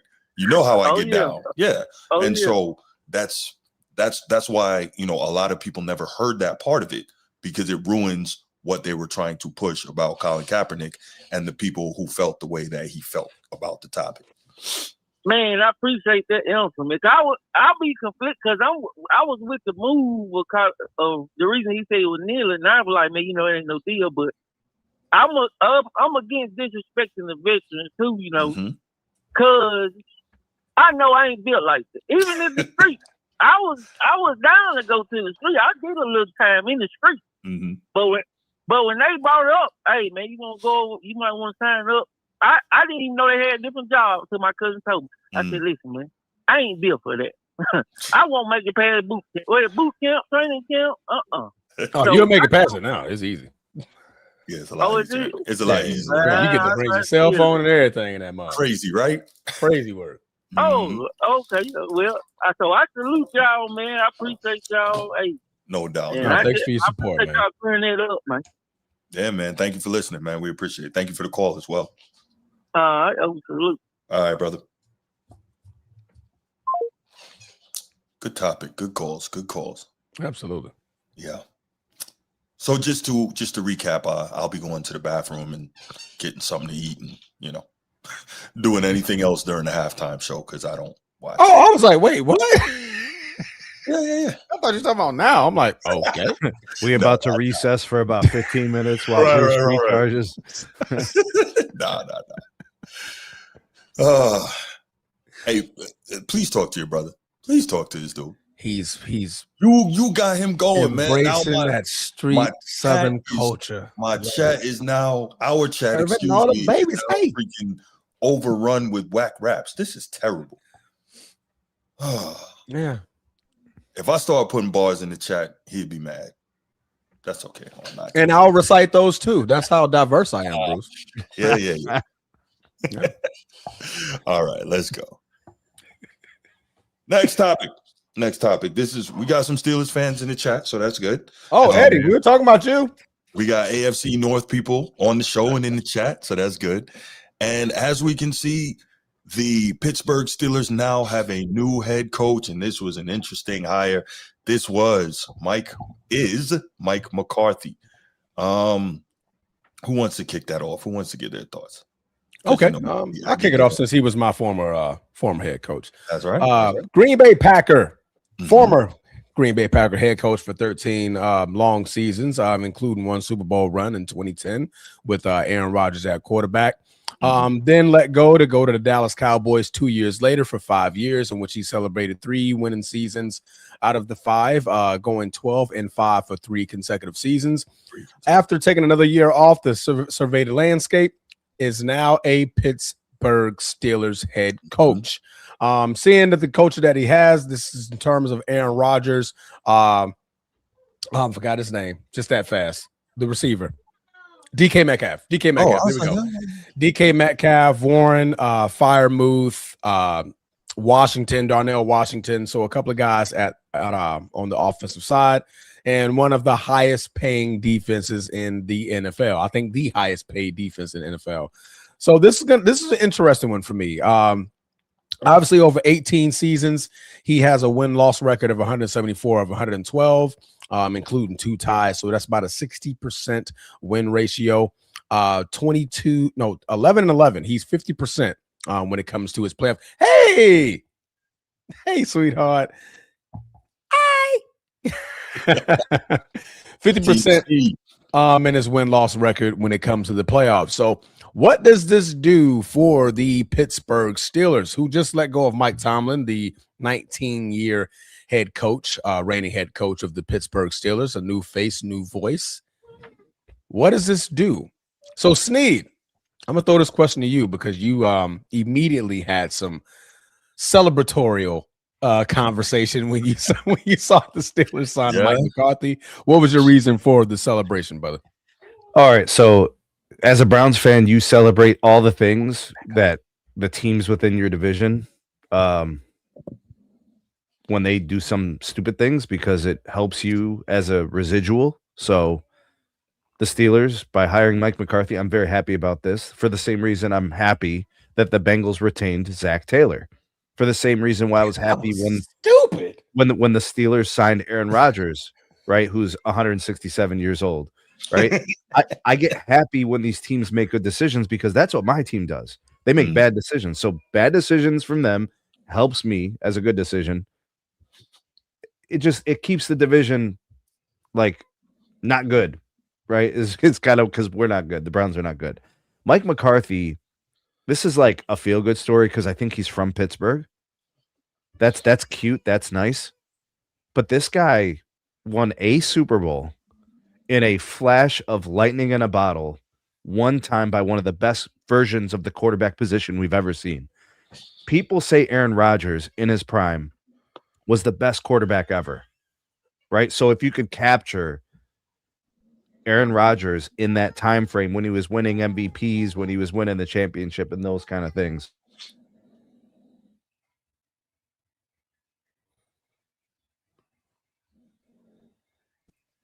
That moment is really big in NFL history because they won a Super Bowl as like the 6th seed in the NFC, I think. Transformer, is that right? I'm sorry, say it one more time. The Packers won a Super Bowl as the wild card. Yeah. Okay, so they were like literally not supposed to win it. They went on the road and beat every team, win the Super Bowl. It's a huge moment. Mike McCarthy's the coach, right? So he's literally gotten jobs after that because of that moment. And he has not produced anything like that since. He's so far from it. And you saw what he did in Dallas. It was like a nothing burger. What does it matter that you win 12 plus games in the league? You got guys, first-year coaches winning 12 games in the league. It doesn't matter. It's outcomes in the playoffs. This guy doesn't have good outcomes in the playoffs outside of that one moment. Yeah. So this is a hire that feels good and seems like it fits. But what does it actually do? He's 62 years old. He hasn't won it in a long time. This is a stopgap. This is the first time I've ever seen the Steelers hire a coach for a temporary moment. He's literally filling in till they hire the next guy. Yeah. This is not your long-term answer. No way. They've had 3 coaches in the history of the franchise. This is going to be 4, and 5 will be within the next 5 years. Which is going to be unusual for the Steelers. 63 years old. And he hasn't done anything since what was it, 08? When they won it in 2010. 2010 when the Packers won it. Mm-hmm. I'm very happy that the Steelers hired this guy at this moment in time because this means they ain't crossing the street, bro. Sneed, let me ask you on that. I don't think that the Steelers, despite their history only having 3 coaches in the last 70 years or 60 years, I don't think that despite that they're looking at the McCarthy hire as the next 20 years. Obviously, they can't. He's 62, as you mentioned. Do you think that he even coaches 5 years? Yeah, I do. Okay, well, he would have. If you thought the people wanted Tomlin's head, this is going to be worse within 2 years. So here's the deal, right? I wouldn't go as far as to say he's a stopgap. I think bridge, transitional, that's a better term. I don't think stopgap is quite the term we want to use. I think that Mike McCarthy is a stability hire. This is my thought. I think he's a stability hire in that he is a proven winner. He's got a career coaching record of 185, 123, and 2. 60% of his games he wins as a head coach. So he knows what to do. Obviously, he's a champion. Say that again. 185, 123, and 2. 60%. Is that the number you have? 174. 174, 112. So total career, that includes playoffs. But there's guys with lesser gotcha. records that have won more games in the playoffs and gotten to the Super Bowl more often and won championships. Right. Yeah. So he's 10-8 in the playoffs, right? Mike Tomlin is under 11 and 11. Thank you. 11 and 11. Thank you. And this is not about taking a shot at Mike Tomlin, but the point is, I think this is, as I mentioned, a stability hire. You get a guy who is a stable coach, knows what to do. But here's the thing: this is less about Mike McCarthy and more about that roster. The Pittsburgh Steelers have so much work to do on the roster. They need a quarterback, because even if Aaron Rodgers comes back, as you mentioned, he's 167 years old. That's not going to get it done. They need a quality running back, like a bell cow guy who's really going to get it done. They did have that, Najee, and they let it go. He kept getting dinged up, and even still, I don't know. They need work on the O-line. Mm-hmm. They need to get younger on defense. They need another quality wide receiver to go across from Metcalf. They need a lot. And so he's a quarterback guy, right? Like he's a coach that, there's a thing between him and the quarterback piece. Mm-hmm. Yeah. And they don't have the quarterback solution. Right. They need to figure that out. Mike McCarthy coached Aaron Rodgers. Are we saying that this is something here? Like, what is Aaron Rodgers now saying? I'm coming back to link up with the old. I don't think so. Apparently, he may stay one more season. That's the rumblings going on. To just lose again, like he will be a bridge gap quarterback. Dude, the Steelers failed. This was a chance to do a master reset.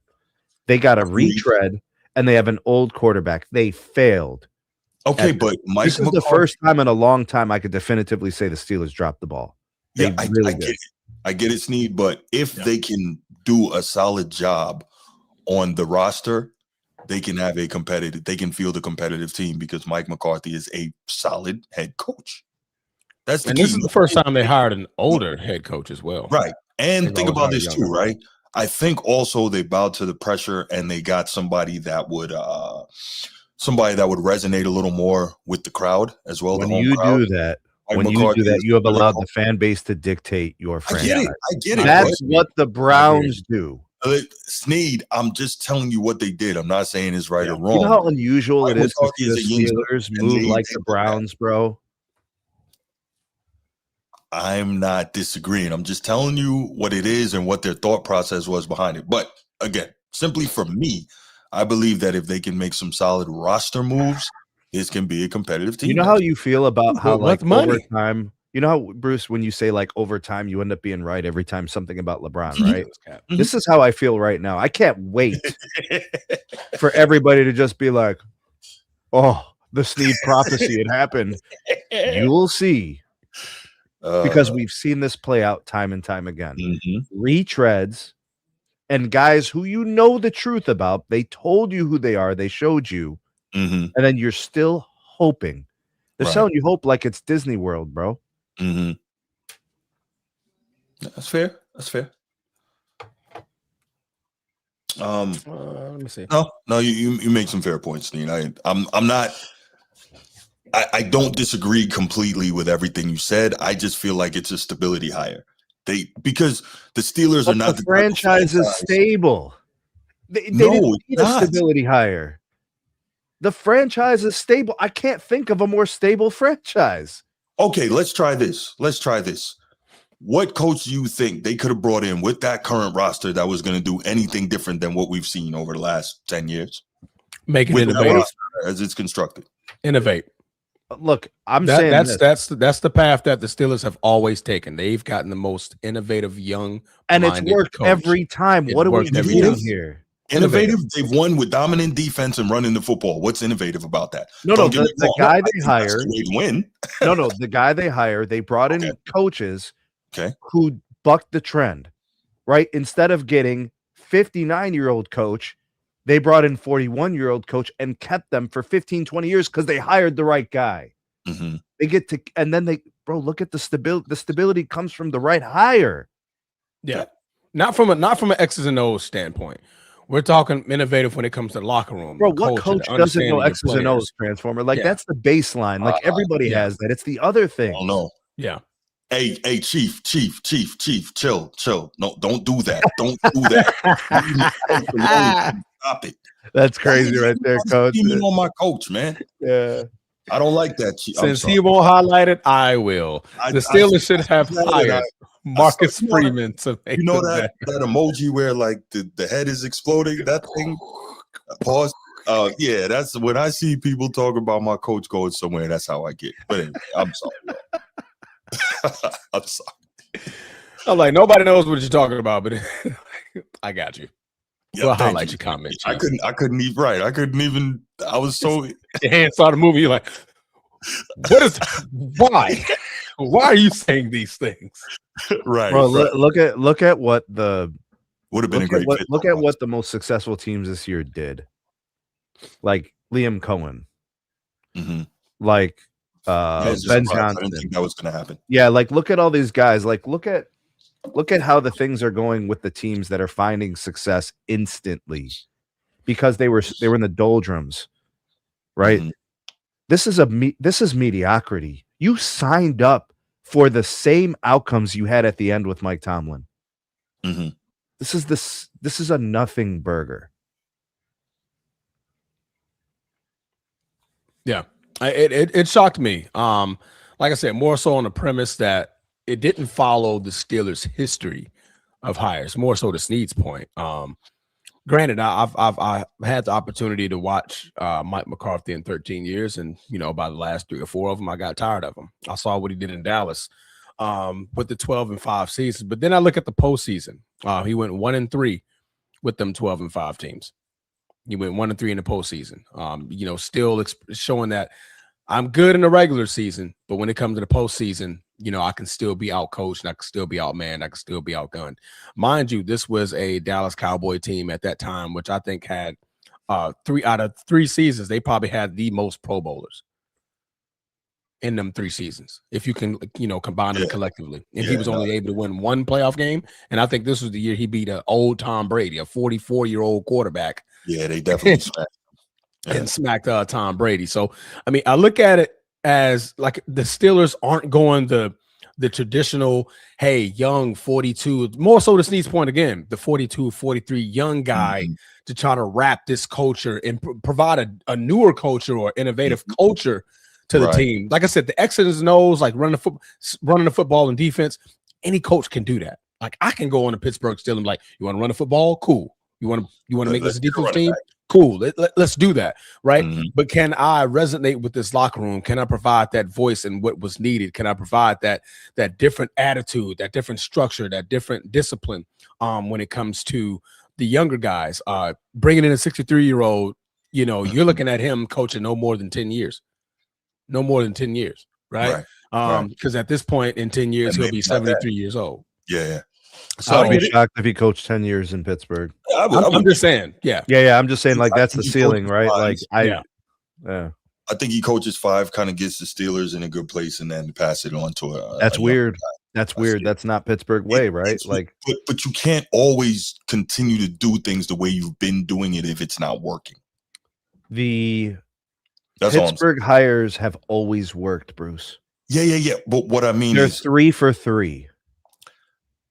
What I mean when I say that is it's a long ass 3 for 3 too. Right. But what I'm saying is, you get when you do the right thing. They're trying to win now, though, right? They're trying to get back to winning. Right? They're mediocre. Right, and that's what I'm. It's not hard. The benchmark is low. If they hire the right guy, he could literally win 12 games in a division where nobody knows who the hell they are. The Bengals are ass water. The Browns are ass water. The Ravens, that was a horrible year. Everything is for the taking. Don't let it take you, Bruce. Do, which is find the right coach. This is not it, bro. Don't let it take you. What are you talking about? Looks like you're about to dive into comments. You looked at I saw you looking at comments. It says Craig Carton, and I'm like, is this the real Craig Carton? You're about to do some research. I doubt it with the EC4KU. I was like, is that the real? Is that the real Craig Carton? No. If you are, we'll put the link up. You can join. Highly doubt that's the real credit Hey, card. we'd love to have you here. Okay, sorry, Sneed. I saw that take him over. Sneed, I was listening to you, but I saw Bruce go. I'm not transparent, huh? I was like, oh, no, something. It got him. Like, nope. No, nothing Get him crazy. back in. Get him back in. I appreciate I'm it. thrilled. I'm so happy that Pittsburgh hired Mike McCarthy. Another celebratory day of the Browns being bums, but the rest of the division bumming along with them. Oh, man. That's funny. Well, I was jumping with joy. I guess we'll find out, right? Yeah, the regular season. I mean, he's proven a regular season is in the mist. It's the postseason that's the problem with me. And again, like, how much time do you have to, be a different voice? How much time do you have? Dak Prescott is an all-pro quarterback. Come on, Transformer. Talk about the Cowboys all-pro players the years Mike McCarthy was there. Oh, I said that. They had the most Pro Bowlers in 3 seasons. Yeah. We literally are going to have to lie to ourselves to prove that this was a good hire. I'm not doing that here. Yeah. No way. Signing up for mediocrity. Who does that? You hire a coach every 25 years and you're signing up for mediocrity. Ridiculous. The Steeler fan base should be laughing. Again, I think a huge part of this, and we won't continue to argue, I think a big part of it is, what do they do with the roster construction? I think that's going to be huge. Yeah. I think it's so then it'll prove that he'll let you down when it matters. Maybe not. And by the way, I'm not at all saying that he's going to win a championship. I'm not. So then what are we doing? If the end game is to not win championships, how many do the Steelers have? 6. Yes. Yeah. So if the end game is to not win championships, what's the message being sent to the Steelers fan base? No. I'm not saying the end game is to not win championships. What I'm saying is I wouldn't count necessarily on the Steelers winning a championship during his tenure, but I do believe they are going to have some success. That's all. Now, okay, so elaborate just real quick, Bruce. Elaborate on where is that success going to be? Mediocrity. Okay, so yeah, for sure. So at this point where the Steelers are, having not won a playoff game in the last 10 years, success is they will win at least a playoff game under Mike McCarthy. At least, right? Now, I know that's a low bar when you're talking about the Pittsburgh Steelers, right? Yeah. Steelers are right there with the Cowboys and the Packers and the Bears and the Giants, 49ers, banner franchises. I get that. But you do have to start somewhere. And they have not won a playoff game in 10 years. It's been a long time since the Steelers went 10 years without winning a playoff game. And so I believe that is something that's going to happen. They will win a playoff game or 2. But again, roster construction is key. I think the key is your quarterback. That is a level of some success. Well, that's part of roster construction, right? Yeah. So I'm just saying the biggest key. Ooh. Of course, they need that guy. I don't know. And the problem is they're never bad enough to get it from the draft, unless they want to. There are. Brock Purdy was the last pick in the draft.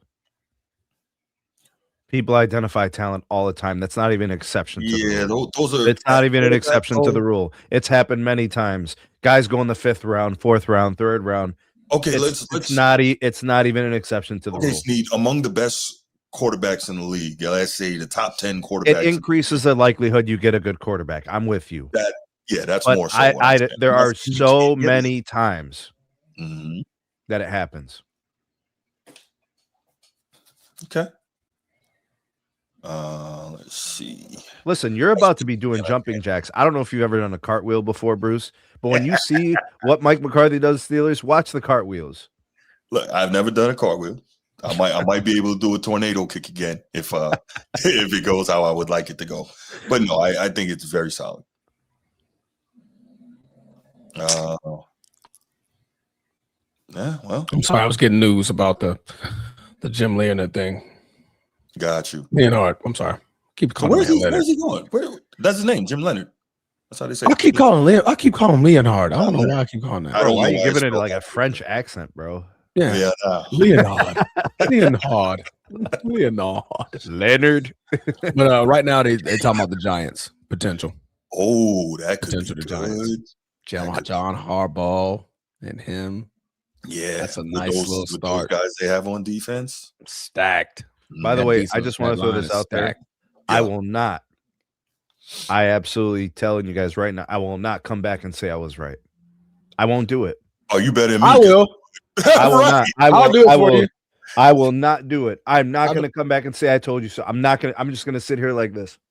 Y'all come back when and you guys are dissecting how he's a bum ass coach. I'm just going to sit here like this. Man, listen, y'all already know how I get down. Like I'm like, put the pinky ring on, Sneed. Yeah, tell him to kiss the ring. Nope. I'm not going to do it because I don't just tell you. If I do that, it's going to act like it was a fluke and I've never been right before. So I'm not going to do it. Oh no. I mean, you've been right about the Browns browning all season. I don't know how the hell they get that right. And now the disease is spreading. Now it's spreading to Pittsburgh, bro. Spread it to Cincinnati. Everybody brown. What a mess, brown. Bro. That division went from supposedly having 3 teams in the playoffs to straight bumming, bro. Yeah. Should have been no teams in the playoffs. Yeah, it would have been better without. Yeah. You would have got a better team in that spot. Yeah. Oh man, crazy work. All right, you guys want to take some calls on this? Yeah, sure. I'm pretty sure we got a Steelers fan in there. Nino, Edward, Steve. Yeah, king of the chat. Sure.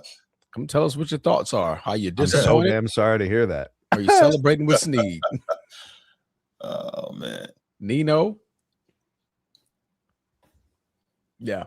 904-219-8264.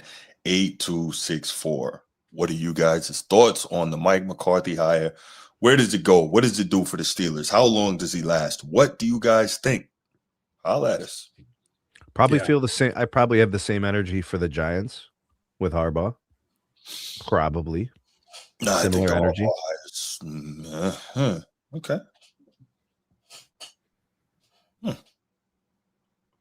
Meanwhile, potential optional trade for the Bengals.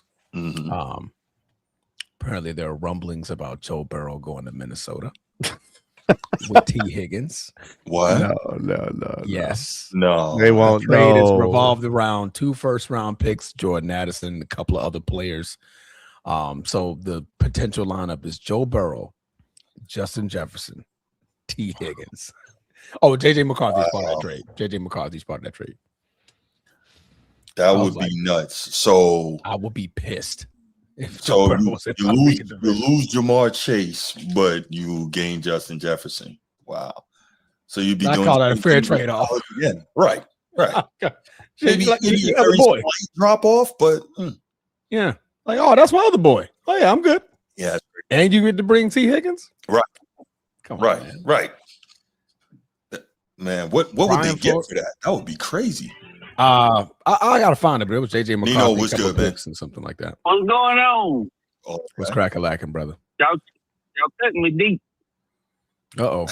But I want to say I agree with Sneed, hopefully, but it's because of what Bruce said.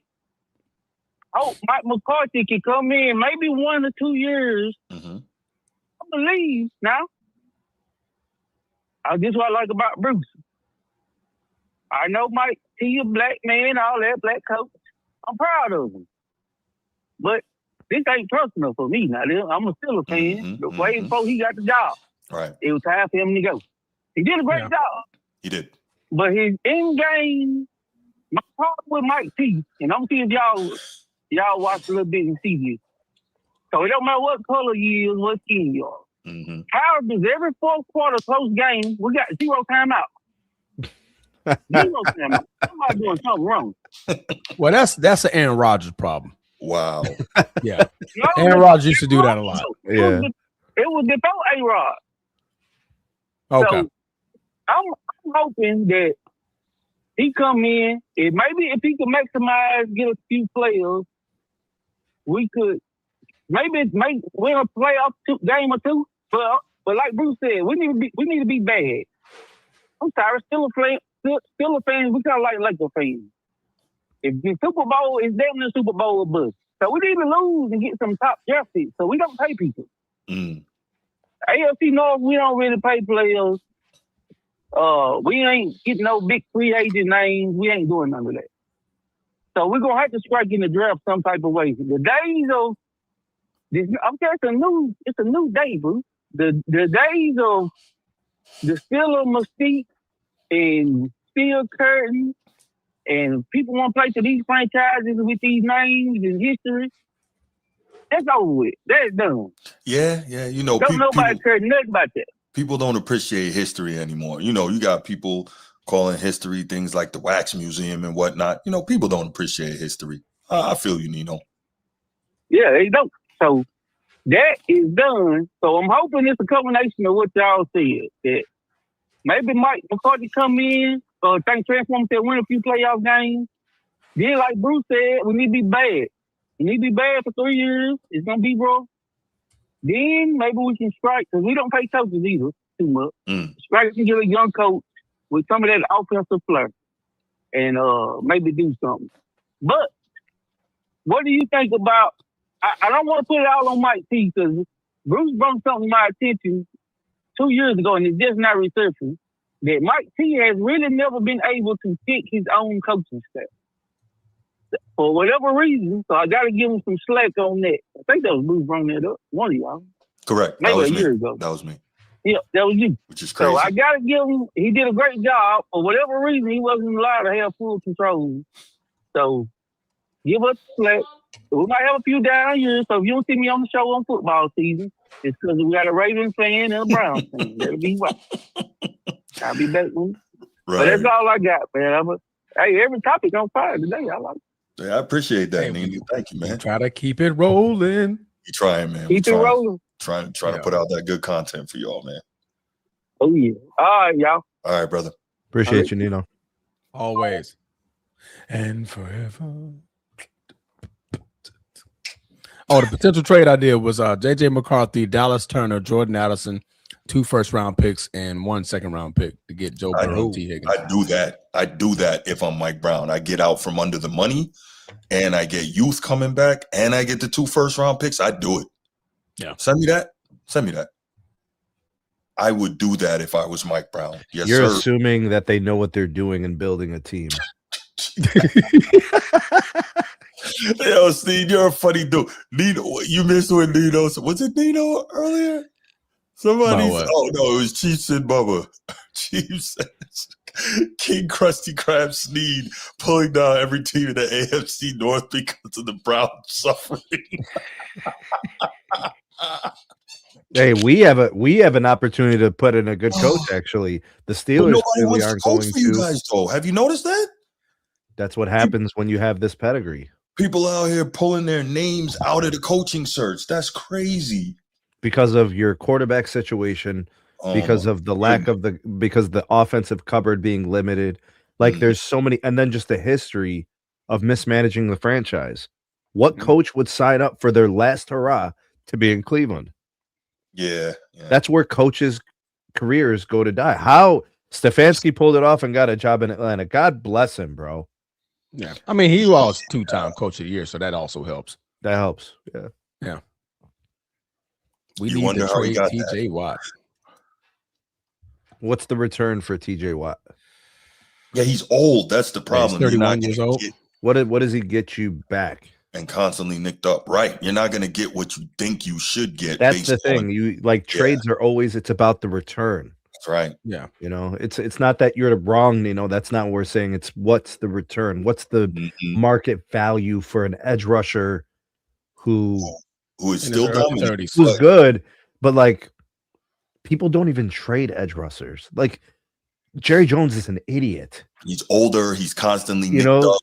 Yeah, it's tough. Like Green Bay was laughing when they got that call. You know, they're like, this is crazy. Yeah.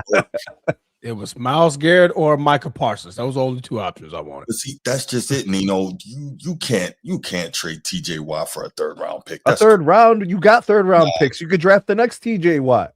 Right. Concentrate on your scouting and exactly. You saying that because you want to get from under the money, Nino? That might as well bite that bullet. That might be a factor, right? So you could do a little bit more in free agency and bring in, you know, the quarterback or whatever. Yeah, I'm still thinking about that trade you sent me, Transformer. If I'm Cincinnati, I do it. Yeah.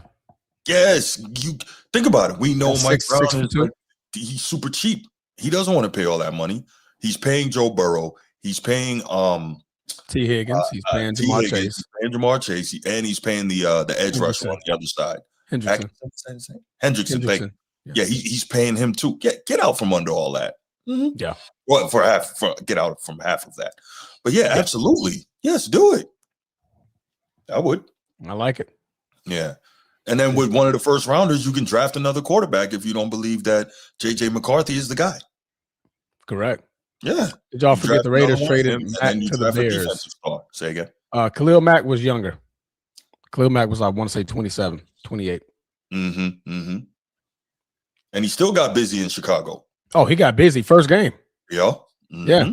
That was the game where they took Aaron Rodgers out in like the first quarter. And then Aaron Rodgers went to the locker room, came back, got some of his Superman juice, and cut the damn Chicago Bears up after that. I own you. I think we were down 27-3 or something like that, 27-7, and Aaron Rodgers hawked their ass down and beat them. Yeah, that's crazy. We're just gonna run this play to this side, all right, guys. Yeah. We're just gonna go to the other side. Khalil Mack was exhausted by the end of that game. Like, yo, all right, so that guy's over there, so we're gonna try that over here. All right, we'll try it over here. Right? By the way, Hernandez, man, please leave Coach Freeman alone. Just stop. Leave Coach Freeman where he is. He's good. He's well compensated. He's happy. What do you say about Coach Freeman? He wants him leaving. He wants him to leave Notre Dame and go to gotcha. We don't need no parts of that. Bro, Brady Quinn was so mid.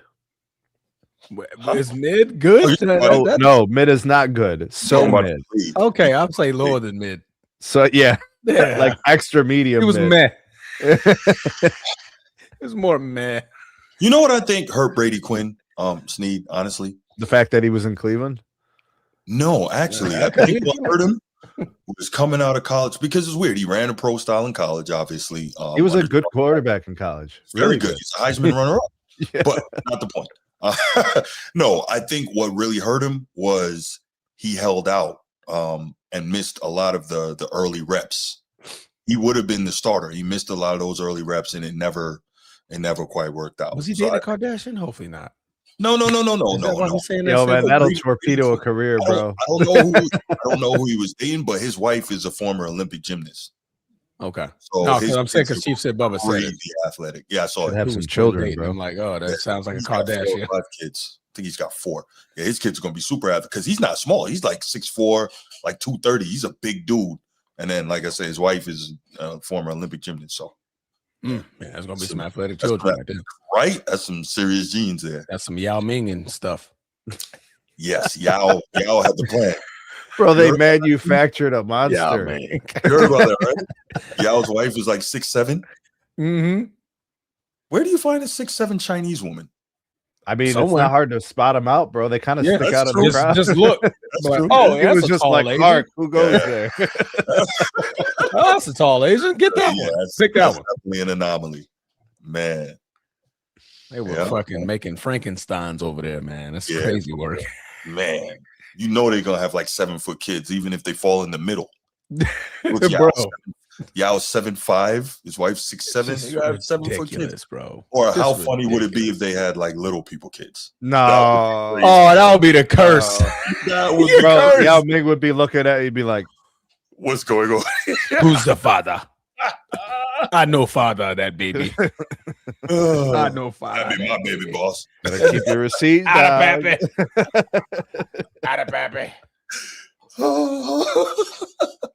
That's funny. Okay, guys, let's go on to the next topic, man. Y'all some fools, man. Y'all know that, right? What? Fool's gold. Okay. All right. Let's move it right along. Oh boy. Transformer. I want you to run this. Okay. Well, I guess I'm running the show today. I've brought in every topic. All right. Yeah, let's get it, man. All right. So Here we go with the main course, the filet mignon, the ribeye, the medium ribeye with the potatoes, and you got your asparagus, and then you got your nice old fashioned for those who drink, if not a crisp glass of ice water right there on your side, and a nice lemonade for you. Oh, it ain't nothing better than some cold lemonade, boy. Some cold, fresh, nice lemonade with that cheesecake coming in right after that. Ooh, good meal. All right. Right. Matthew Stafford is drawing some buzz about potentially passing one of the greatest quarterbacks that the NFL has ever seen, and that being Aaron Rodgers. We have I have a quote from Colin Cowherd, and as you guys know, Colin Cowherd is a long time great journalist, great analyst of when it comes to the game of football, basketball, and sports in general. Currently hosts the Cowherd Show on Fox 1. And because you've been the Herd, there you go. What I say? I said Cowherd, but the Herd on you think about his podcast. So I say this quite often, and I think I actually said it last show because I believe my brother Cam, tried to throw that, since he was a coach, that he just knows it. Like, that doesn't mean you know everything. This is a Cowherd moment. Some awkward moments, bro. You don't know everything, and not every take is a beautiful take. Right. This is another one of those takes from Sir Colin Cowherd. He says, and I quote, "If he wins, that he being Matthew Stafford, another Super Bowl, I will put him one spot ahead of Aaron Rodgers all time." So that's drawing up some conversation between the great Matthew Stafford and the great Aaron Rodgers. Who is the greatest quarterbacks of those two? So, Bruce. Yes, sir. You have the opportunity of watching years and years and years and years of football. Yeah. I will start this off with you since Sneed wants to give me the ace of spades. So this is very interesting, right? Because these are two guys who I have truly felt throughout their careers have been overrated. Aaron Rodgers obviously has been great, right? But let's start with him. We keep hearing this. He's the greatest thrower of the football we've ever seen. And one of the people that always amazed me when they said that was Shannon Sharp. And it doesn't amaze me because I don't believe Shannon Sharp knows football. I believe he knows football as well as just about anybody, right? But the reason that always amazed me that he said that, who was his quarterback when he won 2 Super Bowls in Denver? God damn, it's right there on the tip of my tongue. Pause. Mm-hmm. It's right there. I'm looking at his face. Help him out. Who was Shannon Sharp's quarterback? Dang it. Of his time in Denver. Yes, but you're muted. John Elway? Elway, there you go. Freaking You had a hard time remembering John Elway? Bro. I can see the hair. I saw the throwing motion. I saw the jersey. Can you see the teeth, bro? Remember the buck teeth? Man, bro, I could not get it, bro. I could not get it. All right, anyways, carry on. We're good. We're back on track. And this is no slight to Aaron Rodgers because he is one of the all-time greats. It always astounded me that Shannon Sharp would say that Aaron Rodgers is the greatest thrower of football than he's ever seen, because I would always ask myself, what does he do that Elway can't do, or couldn't do, I should say? Bro, people said that about Elway, though. Elway was elite on the move. He had the power arm, just like a missile Rodgers. Launcher. Thank you. So I say it to say, I don't think there's any throw that Rodgers made that Elway could not make. Elway was dangerous outside the pocket, too. Yes, like, so many absolutely. different similarities between these. Yeah.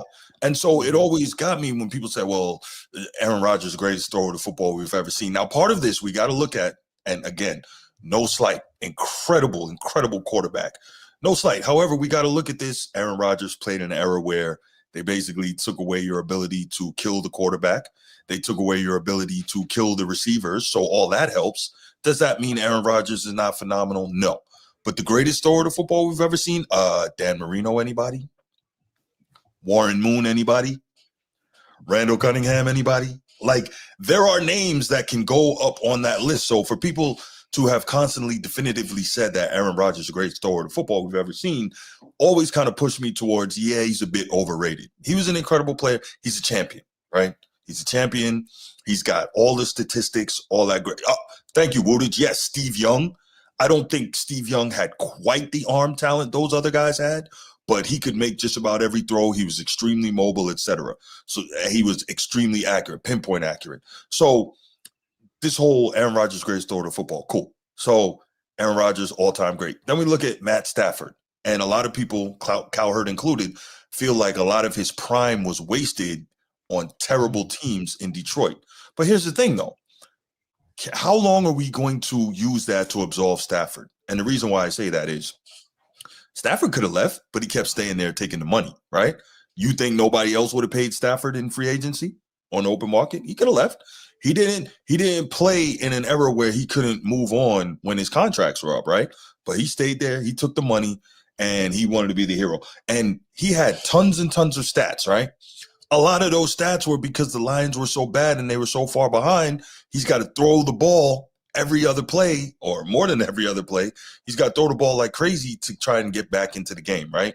So a lot of that was, come from behind against prevent defenses type stats. Now, does he have a lot of comebacks in his career? Yes. But again, when you play with better teams, you're going to have less comebacks, right?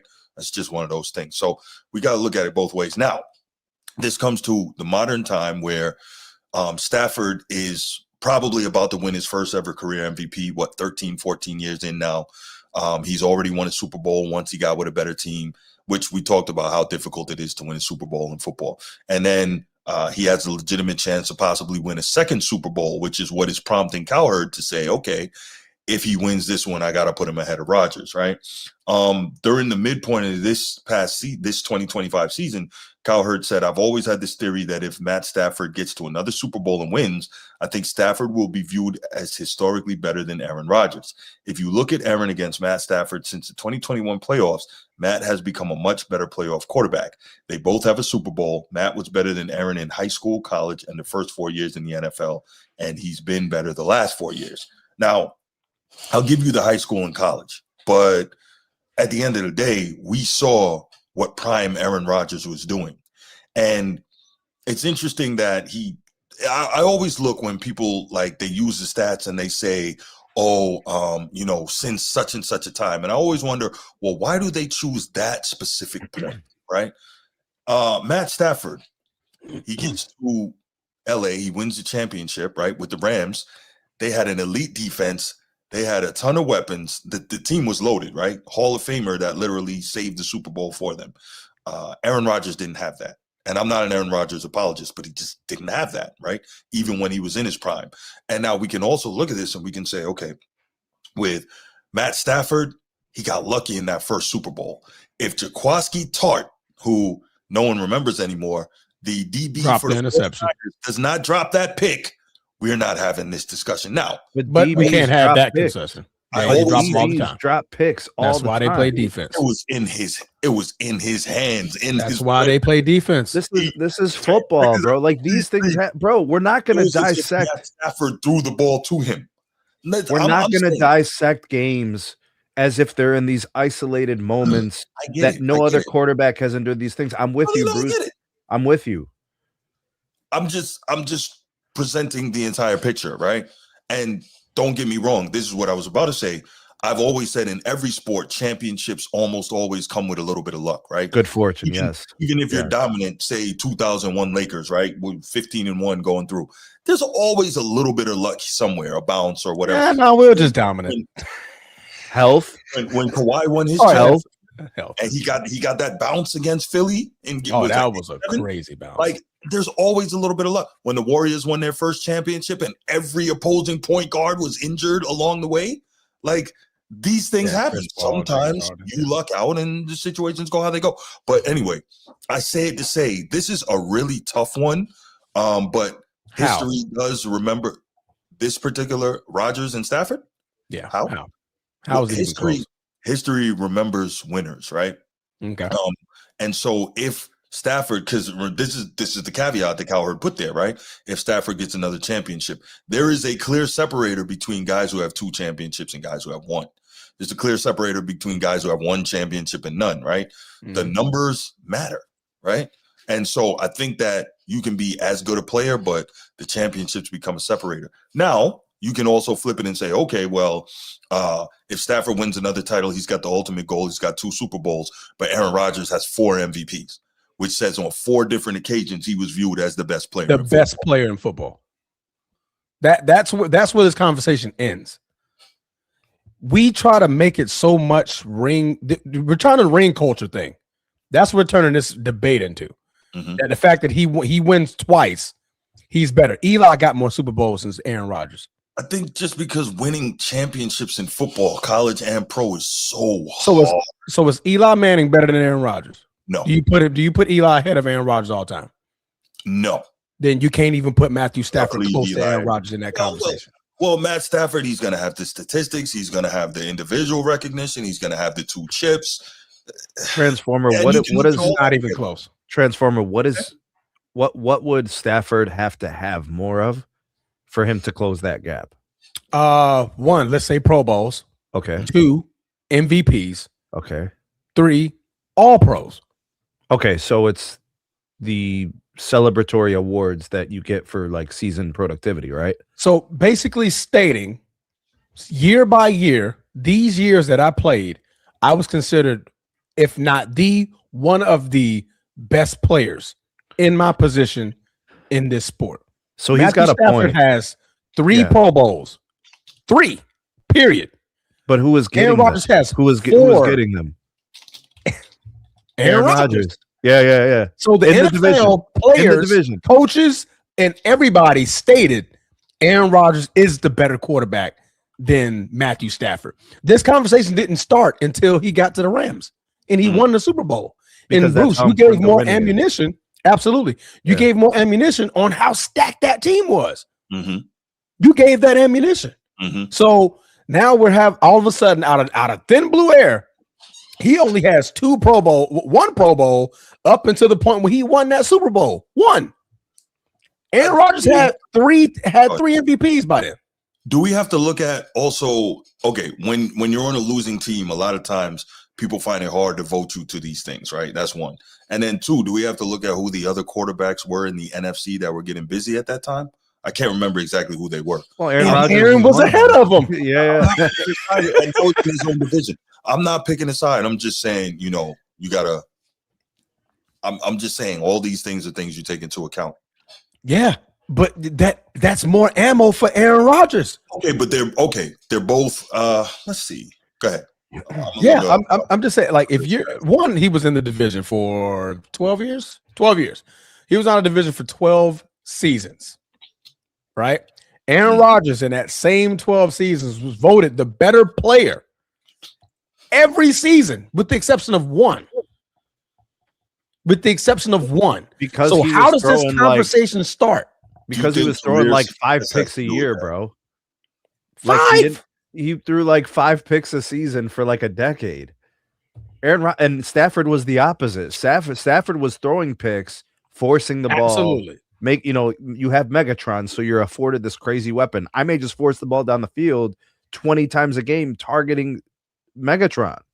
And it's just the way you play the game. So we're watching those 2 guys, even in head-to-head, we're like, yeah, Aaron Rodgers is kind of special. Yeah. And he's one of the most unique quarterbacks we've ever seen. The only comp we've had on Aaron Rodgers is Pat Mahomes. That's the only comp. And recently, Lamar Jackson with the stat that he put up last year, not this season, but last season. With the 4, what was it? 45-4. What was it, Bruce? 45-4 with the touchdown? 43-4. 43-4. There you go. Yeah, it was crazy. Yeah. Matthew Stafford from 2009 to 2020 has 2 seasons in which he threw less than 10 interceptions. One of those seasons, he only played half of it, so it doesn't count, right? Aaron Rodgers in them same seasons from 2009 to 2021, Aaron Rodgers had 1 season where he threw double picks. 1. That right there, to me, I think is the biggest thing, how Aaron Rodgers was putting up crazy numbers without throwing picks. That's no picks. That's super impressive. The man has 4 seasons in a 21-year career, 4 seasons, which he has double-digit picks in. Yeah, it's big. How is this conversation a real conversation? The Pro Bowls versus MVPs is just enough for me.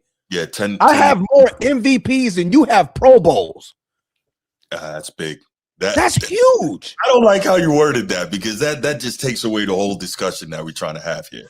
Because I'm trying to figure out what was Colin Cowherd smoking that morning that he had this idea of a conversation. Well, he's not a big Aaron Rodgers guy.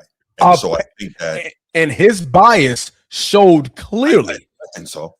How many Super Bowls has Terry Bradshaw got? He's also not a Baker guy. He's also not a this guy. He always does this where he singles a player out to be lesser than what they are, but he's always wrong about those extreme picks. It seems like the more he goes off the deep end, the more often wrong he is. Yeah. Colin Cowherd might be the worst measuring stick evaluator of long-term viability as a player. Like what he said about Ben Simmons is crazy. He's emboldened by his Sam Darnold take. He's emboldened by that. You don't remember the Ben Simmons take? What was the Ben Simmons take? I can't remember that. The NBA is in good hands. LeBron can retire now. He told LeBron to retire 7 times. About Ben Simmons, though, Transformer, you said crazy, LeBron, hand the league to Ben Simmons. That's crazy what? Work. That's crazy work. Yeah. Now we're trying to find out where Ben Simmons is at. He's still a free agent. Is he in the league? He's a free agent still. Bro, you're allowed to be wrong. Terrible. But when you go so extreme to one side, that's just like a what? It dampers your credibility as a that's extreme. Creator. Like Skip Bayless saying that Johnny Manziel was going to be bigger than LeBron in Cleveland. Like those are the types of things that only stupid people do because they're trying to outsmart everybody in the room. They think they're the smartest person in the room, so they have to stick their neck out and say outlandish things. Colin Cowherd is a fool. There's no statistic. There's no metric. There's no eye test. If I take the second best version of a 5-year span from Aaron Rodgers, not his best 5 years, take his second best 5-year set, it might be better than Matt Stafford's time in LA. Wow. As a player, I'm not talking about productivity in terms of winning. Mm-hmm. Stafford has a Super Bowl. Right. He doesn't have a league MVP. Mm-hmm. He's got a few all-pros. And there are segments of Aaron Rodgers' career where he was still a better quarterback than Matt Stafford. Stafford's really good, bro. But I remember Stafford throwing sidearm picks. I remember Stafford with tons of strip fumbles at the end of games. The same things I had smoke for flowing hair in San Diego and LA. Yeah. Mm-hmm. Stafford was that for a long time in his career. No, you're right. I don't really remember much of that for A-Rod. I remember elite play every year. Like when the Packers were bad and somehow, some way, A-Rod was throwing them into games. Throwing them in the game. So, okay. No running game. Right? And Devontae Adams injured. Valdez Scantling, whoever those guys were out there, just finding ways to be in the game. Mm-hmm. I can't do this. Okay. Bro, you know what? I got another stat. And I just thought of this off the top of my head. Aaron Rodgers has more Hail Marys, successful Hail Marys, than Matthew Stafford has Pro Bowls. Why the fuck are we having this conversation? Damn. I think that shut it down right there. Why? I think that shut it down. Why? Why are we having this conversation? Yeah, I think that shut it down. That's cold, man. He has more Hail Marys than Matthew Stafford has Pro Bowls. Why are we having this conversation? Wow. That's where guys like Colin Cowherd are trying to take the conversation about Super Bowls. And that's fine. Like, you want to measure a person's career about a Super Bowls, then we got to go back to Terry Bradshaw, Eli Manning, and we got to kiss their feet and say they're better than a lot of the quarterbacks we've ever seen. That's the way he's prefacing this conversation. Because he's making it more so Super Bowls determines who's the better player. Well, listen, I don't agree with that. However, with quarterbacks, we know how much Super Bowls mean. It's the only position where Super Bowls are almost the end all be all. Would yes, you agree with that? Absolutely. But you also look at the totalities, like the difference between the Tom Brady's and everybody else. Tom Brady also has MVPs. He's all pro. Pro Bowls, comeback wins, championships. He got it all. It's a lot. So you got multiple reasons why. Missing? What is Aaron Rodgers missing? I'm looking for the weaknesses, right? Right. I can find weaknesses in Stafford's game throughout many parts of his career. Yeah. And he's come a long way. He's a complete quarterback now. But like there were a lot of questions about him for a long time. I don't remember questions about Aaron Rodgers outside of the fact that people questioned his ability to be ready for the season at the end of his career, like the last handful of years. Pro training camp commitment, that stuff, which is kind of like residual of a guy who clearly is in the hot I had to get him out of there, Sneed. I had to get him out of there. I'm like, nah. Right. Well, you had the replacement already, so you already knew what time it was. Right. Transform talk. I had to get him out of there. You know, he had a stud on the bench. That's the real problem. I didn't know. You knew. Yeah, you did. Yeah, I didn't know. You knew. Everybody knew, but you didn't know. Stop lying, bro. Right. We were hearing stories about it. What are you talking about? Raise your hand if you want to hear Transformer try to lie. Raise your hand. I got another step. I'm just looking at numbers here. Aaron Rodgers has the same amount of 40-plus touchdown seasons as Matthew Stafford has Pro Bowls. Why are we having this conversation? It was automatic every year. 40-plus touchdown seasons. He has a season of 45-6, year, 40-7, 48-5. Transformer, every year, the conversations before the preseason started, who are the NFL favorites for MVP this year? Aaron Rodgers was always top 3. He was always top 3. I never heard Matt Stafford in these conversations. Ever. Now, am I not saying that Matthew Stafford isn't a great player? Because he's a great player. Great player. He was never in that conversation. So you can't put him there now because he got his second Super Bowl. If not, we need to go back and tell Eli Manning, we're sorry. You're better than Peyton. You're better than a lot of these other quarterbacks that we've ever seen. You're better than Aaron Rodgers. Eli Manning, we are sorry. We are sorry. Terry Bradshaw, you are one of the greatest quarterbacks we've ever seen. We are sorry. If that's the motive, if that's the status that you get from Colin Cowherd, is that you just need to win Super Bowls. That's it. Colin Cowherd's exact quote was centered around best thrower of the football. No. Like position of all time.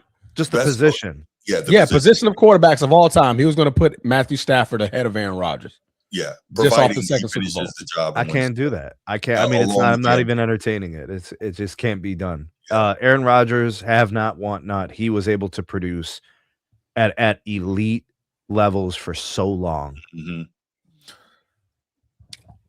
I'm just trying to figure out how can you formulate a conversation with this information? More Hail Marys than you got Pro Bowls. I got more MVPs than you got Pro Bowls. I got the same amount of 40-plus touchdown seasons that you have Pro Bowls. Why are you in the conversation? Bro, you ain't even in my room. Aaron Rodgers is unlikable. Oh, very unlikable. Matt Stafford is likable, but we're not going to sit here and lie. No. Matthew Stafford is a great quarterback. Very good. Yes. Great quarterback. Aaron was literally different. He was literally different in every sense of facet of the word. You like, man goes games in a row. The man's not throwing picks, but somehow got 4 or 5 touchdowns. Like, what are we doing? Transformer. I remember watching games with Aaron Rodgers, and there were like 11 throws where I'm like, what the hell did I just see? Like 11 a game. I see that from Stafford a couple times a game. Yeah. Aaron Rodgers, it was like regular. It was some of the most amazing things ever, bro. And you're like, how? And then the way, the angle and how he's throwing the ball, you're like, man, how the hell did Aaron get that ball there? Off the back foot, throwing back foot, leaning sideways, and I'm throwing a dart 40 yards to Devontae Adams in the top corner to where only Tay can touch that ball.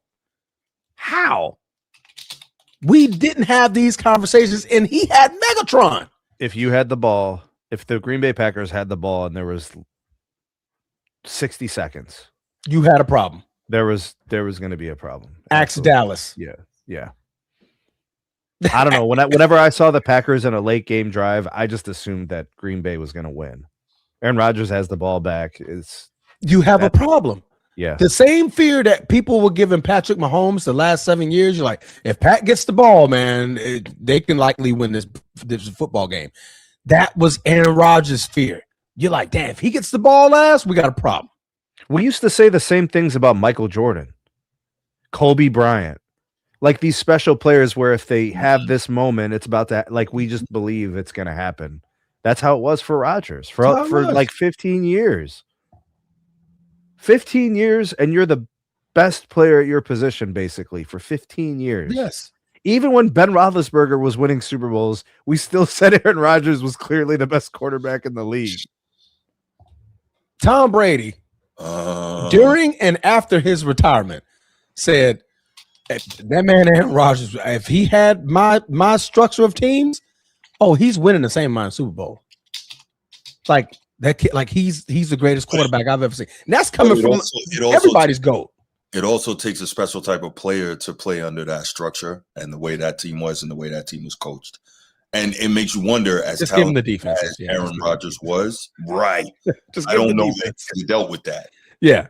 So you can't just take half of that. Come on now, that's not. Yeah. No, I completely agree. Bill Belichick and Aaron Rodgers wouldn't even last. Right. Now, if that would be if he drafted Aaron Rodgers, if he drafted Aaron, different story. Would have been different, maybe. Would have been different. Yeah. But if he would obtain Aaron, hell no, it wouldn't have worked. Well, think about Bruce. Think about what Aaron Rodgers had in front of him as he was learning the game. That's what I was just. Would he have been the same if he didn't have to sit for those 3 or 4 years behind Brett Favre, get his mechanics and his throwing motion rebuilt, do the study and all of that? Would he have been the same? And I'm not saying he wouldn't have, but you got to ask the question. Yeah. But in his time in Green Bay, though it was one Super Bowl, this conversation, this Stafford where am I at? That one over there. That conversation that's next to Bruce. This isn't a conversation. It's not even close. If it's not even close, if that's the case, like I said, Eli Manning is a better quarterback than Aaron Rodgers. Terry Bradshaw is heads and shoulders way better than Aaron Rodgers, and he belongs to be over him all the time. But there's no way you telling me the guy who still currently has the best passer rating in NFL history, still because the best passer rating in NFL history. Because for 15, 16 seasons, he had the best passer rating in the league. Every year you got the best version of the quarterback position from this guy. We're not doing this. 122.5, 108.0, 112.2, 121.5, 111.9. People are trying to get to 100 in a game. This guy was doing it for years. Matthew Stafford has only eclipsed over 100 3 times, and his highest was this current season of 109.2. What are we talking about? Aaron Rodgers has like 4 seasons where he passed that. His best year, he can't even touch Aaron Rodgers' 5th best year. His best season for Matthew Stafford was this year. It comes nowhere near close to Aaron Rodgers' seasons. Nowhere close. I've never heard something like this, Damian. I'm sorry, man. What was the question? I'm sorry. He's basically saying Aaron Rodgers' entire career was fabricated by the refs. Without refs, Aaron Rodgers was mid. Damian, get out of that bed, sir. You still asleep. That's good. You still asleep. I don't know what the hell you've been watching, bro. Aaron Rodgers and refs have never been in the same conversation. Yeah, I've never heard it before. Never heard that. If you talking about okay.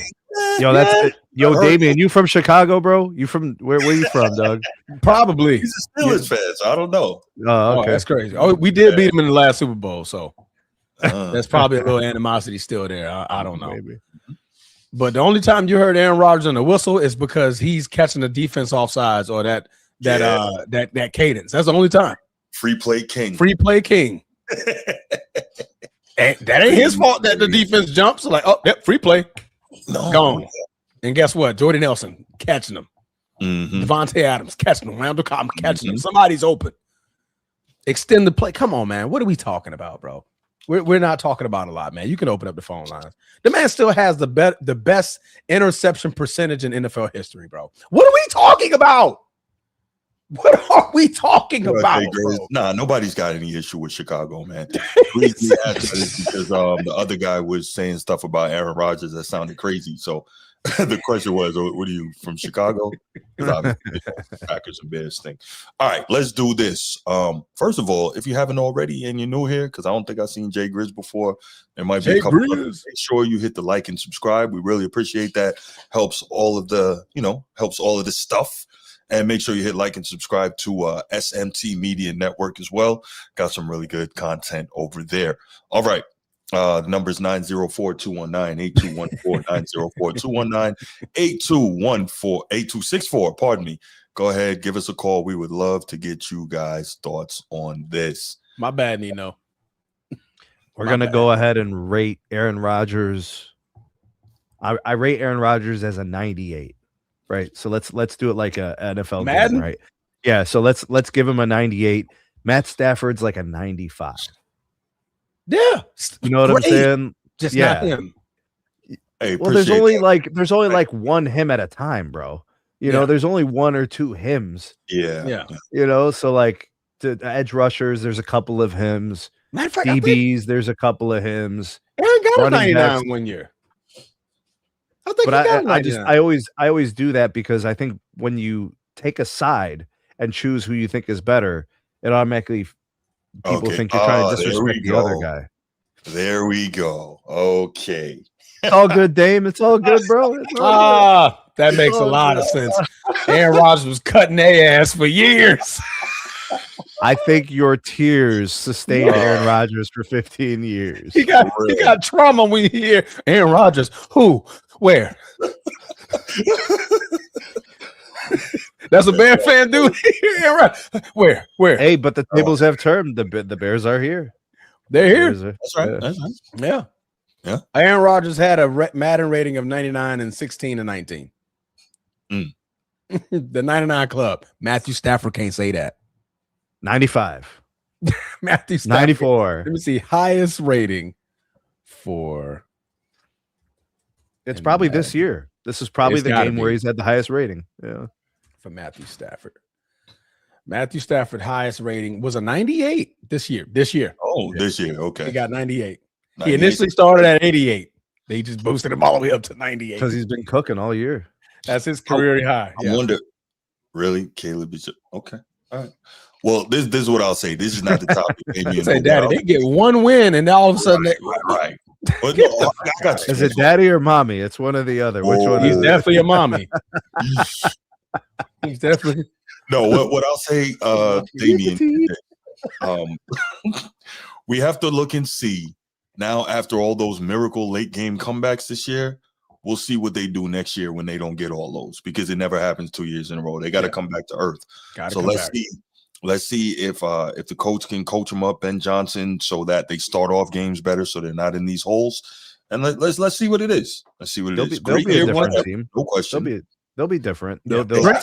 Great year, and I'm a Packers fan, as you already can see there, Damien. Mm-hmm. Great season.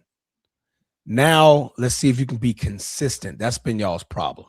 Mm-hmm. Y'all aren't consistent as a franchise. Oh, that's true. Yeah. Nino, what's good, man? Nino, what up? Man, I was trying to see if somebody else was going to call before I get out of the earth time today, man. Hey, man. Hey, call if you want to call, man. You know how you do. Cheese balls. So I'm going with 3-2. What Transformer said, even though I kind of don't all the way agree with him. Okay. I agree with him on the fact that you don't just, winning is like it's very important part of my rankings, but I feel like it's last. Okay. Unless you play golf or tennis. Right. So I agree with Transformer on that. It's too much. It's too many variables. I also agree on we got to judge them on and rank them on what they've done. Mm-hmm. So what I believe Matt Stafford could have done, it definitely won't matter in 5 or 10 years, The only thing gonna matter is what Transformer's saying. He did this, he got this many MVPs. So if you ask me to rank them, I'm like all-time quarterback and going off Transformer. Mm-hmm. So I agree with them. But if you ask me personally, I agree. I think that is closer than the stats will tell, if that makes sense. because of the talent in the situation. I always try to go on the situation. The Packers, I think Sneed said something about the Packers being bad or something. I don't really remember that too, but I know they probably had the defense was horrible. Okay, the defense. But the Packers, still the Packers. So, Packers team was still better organization than Detroit. I think they had one or two good years. But for a minute there, Detroit was terrible. And like Bruce said, in today's, they not giving you no award if you're on a bad team. They just not going to do it. So where are the awards now that he's been on a good one? He's been on it 5 years. Well, that's what I'm saying. Now he's up for MVP and he's on the back end, in my opinion. He's on the back end. So what I'm saying is he was drafted, which I don't like doing this, because I really don't like the rank. I don't like doing it. But my thinking is, if he was drafted with his talent in the same situation as Aaron Rodgers, he could have potentially had that, but he didn't.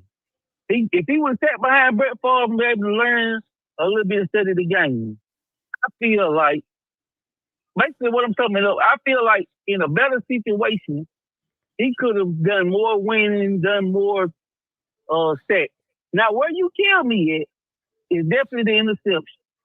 I got because he throws some of that Brett Favre type of interception. Right. So that's what I get at for. I believe it could have been closer, but I really don't got a leg to stand on because it's all speculation. Hey, Nino, I got a question for you. Talk to me. Did you see when we did right before Christmas, I think Christmas Eve, Transformer and I did the Wilt Chamberlain show. Did you see that? Oh, yeah. Okay, cool. Got you.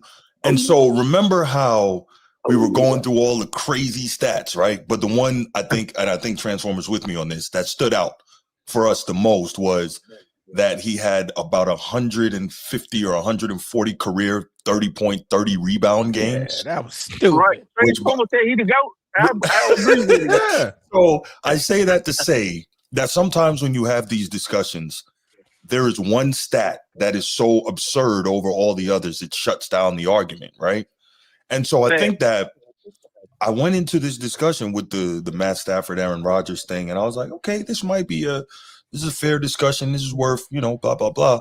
And then Transformer hit me with the Aaron Rodgers has more completed Hail Mary passes for touchdowns than Matt Stafford has Pro Bowls. I said, I'm done. I can't argue. Right. He came in with it, so I'm letting him know. Hey, you got it. You made it. We can't dispute. Right. He was only a quarterback for 18 years. I mean, I got to witness this man. Right. And so, I say that to say sometimes, Nino, you hear that one stat that's like, okay, I don't know where else I can go from here. So that was where. I guess giving a different perspective on the talent. I think, I think situations and where people get drafted. 20K. In 5 years, like when Transformer breaks it down, if he can be the spokesman, because I really, you got it. Transformer got it, dog. Yeah, for sure. So that's all I got, man. And Wilt might be the GOAT. I forgot all about that. Man, that boy. Don't look at the stats. Don't look at the stats too long. You may never talk about another player ever. No, right. But when you got Bruce in a sense of turmoil, when he had to take Hakeem Yadreen, he was like, at this point, man, Hakeem got to drop. Got to drop one. Yeah. By the end of the show, Bruce's whole time of having Hakeem in his top 5, he took him out. Like, you know what did it for me, Transformer? The only person to ever tell Jordan to chill was Wilt Chamberlain. Right. Nobody ever told Jordan to chill. Like, bro, chill. I invented Himothy. I do my top 5 and I do the same. I say, as a guy that respects history, when I do my top 5, I do the same thing. Yeah. And I end up saying, hey, Wilt got to be in here. When I looked at it, I said, you got to put Wilt Chamberlain in there. Yeah, man. Yeah. When we did that. I'm waiting on this last topic. This is going to be a good one. No doubt, Nino. No doubt, man. I appreciate the call, brother. Thank you so much. All right, man. Yeah. So, Jay Grizz, I wanted to correct you. 150, 140 women he slept with, that was per week. It was actually 20K. That was a per week. That was his. That was the weekly average. So you're telling me if he wasn't playing hoops, it was that? Yeah. Dogging broads. Yes. Getting it in. The man is on record for sleeping with over 20,000 women. It's a lot. I think Ric Flair said he had 10,000. And Ric Flair is hitting him, bro. That still ain't Will. No, it's not Will. Rolex wearing, diamond ring wearing, kid stealing, woo, wheeling, dealing, limousine flying, jet flying. Like what, man? Son of a gun. Bro, you gotta think the alligators down. Amphetamines are involved, bro, on some level, bro. Yes. My shoes cost more than your house. Rick was that dude. Rick is that dude. He is that. Then I can kiss anybody's girl in this audience, including that fat one. I'm like, damn, Rick. Not sparing nobody, bro. Not sparing nobody, including that fat one. He was like, I can take that one too. That's a statement, bro, because he's basically saying it's all mine. All mine, bro. That man was him, bro. Oh my gosh. Wow. There you go, Jay Grizz. Yeah. Not one Cosby or Diddy case. Bro, that avatar is crazy, Jay Grizz. That avatar is crazy. I didn't even see it now until now. That is crazy, Transformer. They've been in hiding for so long that they had the time to. No. Notice that toilet. Bro, they brought out the cheese graters. They brought out the toilets. They're doing it all right now. Fantastic. It was beautiful. It was beautiful for the rivalry, but they had so much time. To just drum up ideas like, yo, we finally get to beat these guys. No, that's so out.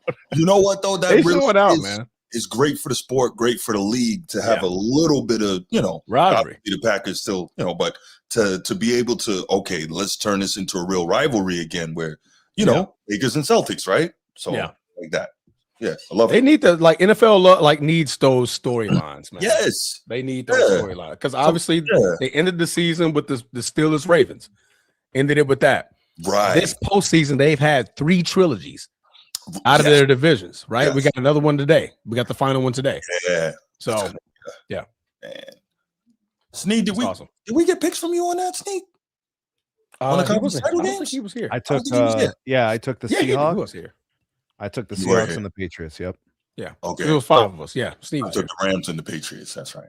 We had that lengthy discussion about the fact that you're not just going to be rolling out the helmets in the Patriots game. Right. Yeah. Right. And then he picked the Patriots. Right. Well, that wasn't him. That was your man. That was Cam. Yeah. That was Cam. I always operate in probabilities. I'll always go with the thing that is most likely to occur. And if I do that over long periods of time, I'm going to be right more of the time than wrong. So see, this is what happens when you have a science teacher on the sports show. You see, bro. I feel you though. All right, guys, are we ready? Yeah, I'm going ahead and we had to put a pin in that one. Yeah, let's do it. Because we can go for a while with that. Man, if Packer Bears fans think this a rivalry is a bad check out the Eagles Cowboy. Yeah. Damn, Eagles fans walk around pissing on cars. Fans at the game. But but to be fair, they are savages. Yo, throwing freaking snowballs with batteries inside, bro. They went and egged their own offensive coordinator's house during the season. They do not play. The Eagles fans, when they're in a good mood, they burn the city down. Bro, they won the Super Bowl and was tearing down light poles. Yeah, so what happens when bad things go down? I mean, there's hell to pay, bro. Hey, bro. Like, man, that's not a that's different. That's not a rivalry no more. Well, you saw what happened week 1. The game didn't even start yet. You got spitting going on. It was crazy. It was crazy, bro. Philly is just guys getting booted out of the game before the coin toss, bro. What? And they counted that as a suspension. Like, hey, we'll just count that. He didn't play. He didn't play. Am I wrong on this to assume that you probably have similar levels of vitriol in the game? What do you mean? The game, Ohio State, Michigan. I would assume that there are similar levels of Might vitriol. be worse. Might actually possibly be worse. Might be, or at least on the same level, or worse. Auburn and Alabama is really, really bad too. It's like that, yeah. Them people hate each other. Which Knicks Bulls back in the day, they kind of softened up a little bit. Knicks Bulls back in the day was like that. Yes, it was. Yeah. Pistons Bulls was like that back in the day. Oh my God, Celtics, Lakers. It was on site. On site. Yeah. Like no expense spared on asses. No, you did not want those problems. The problem, Bruce, is you can't filter those things. So you have to take the really bad with the fact that it's a good rivalry.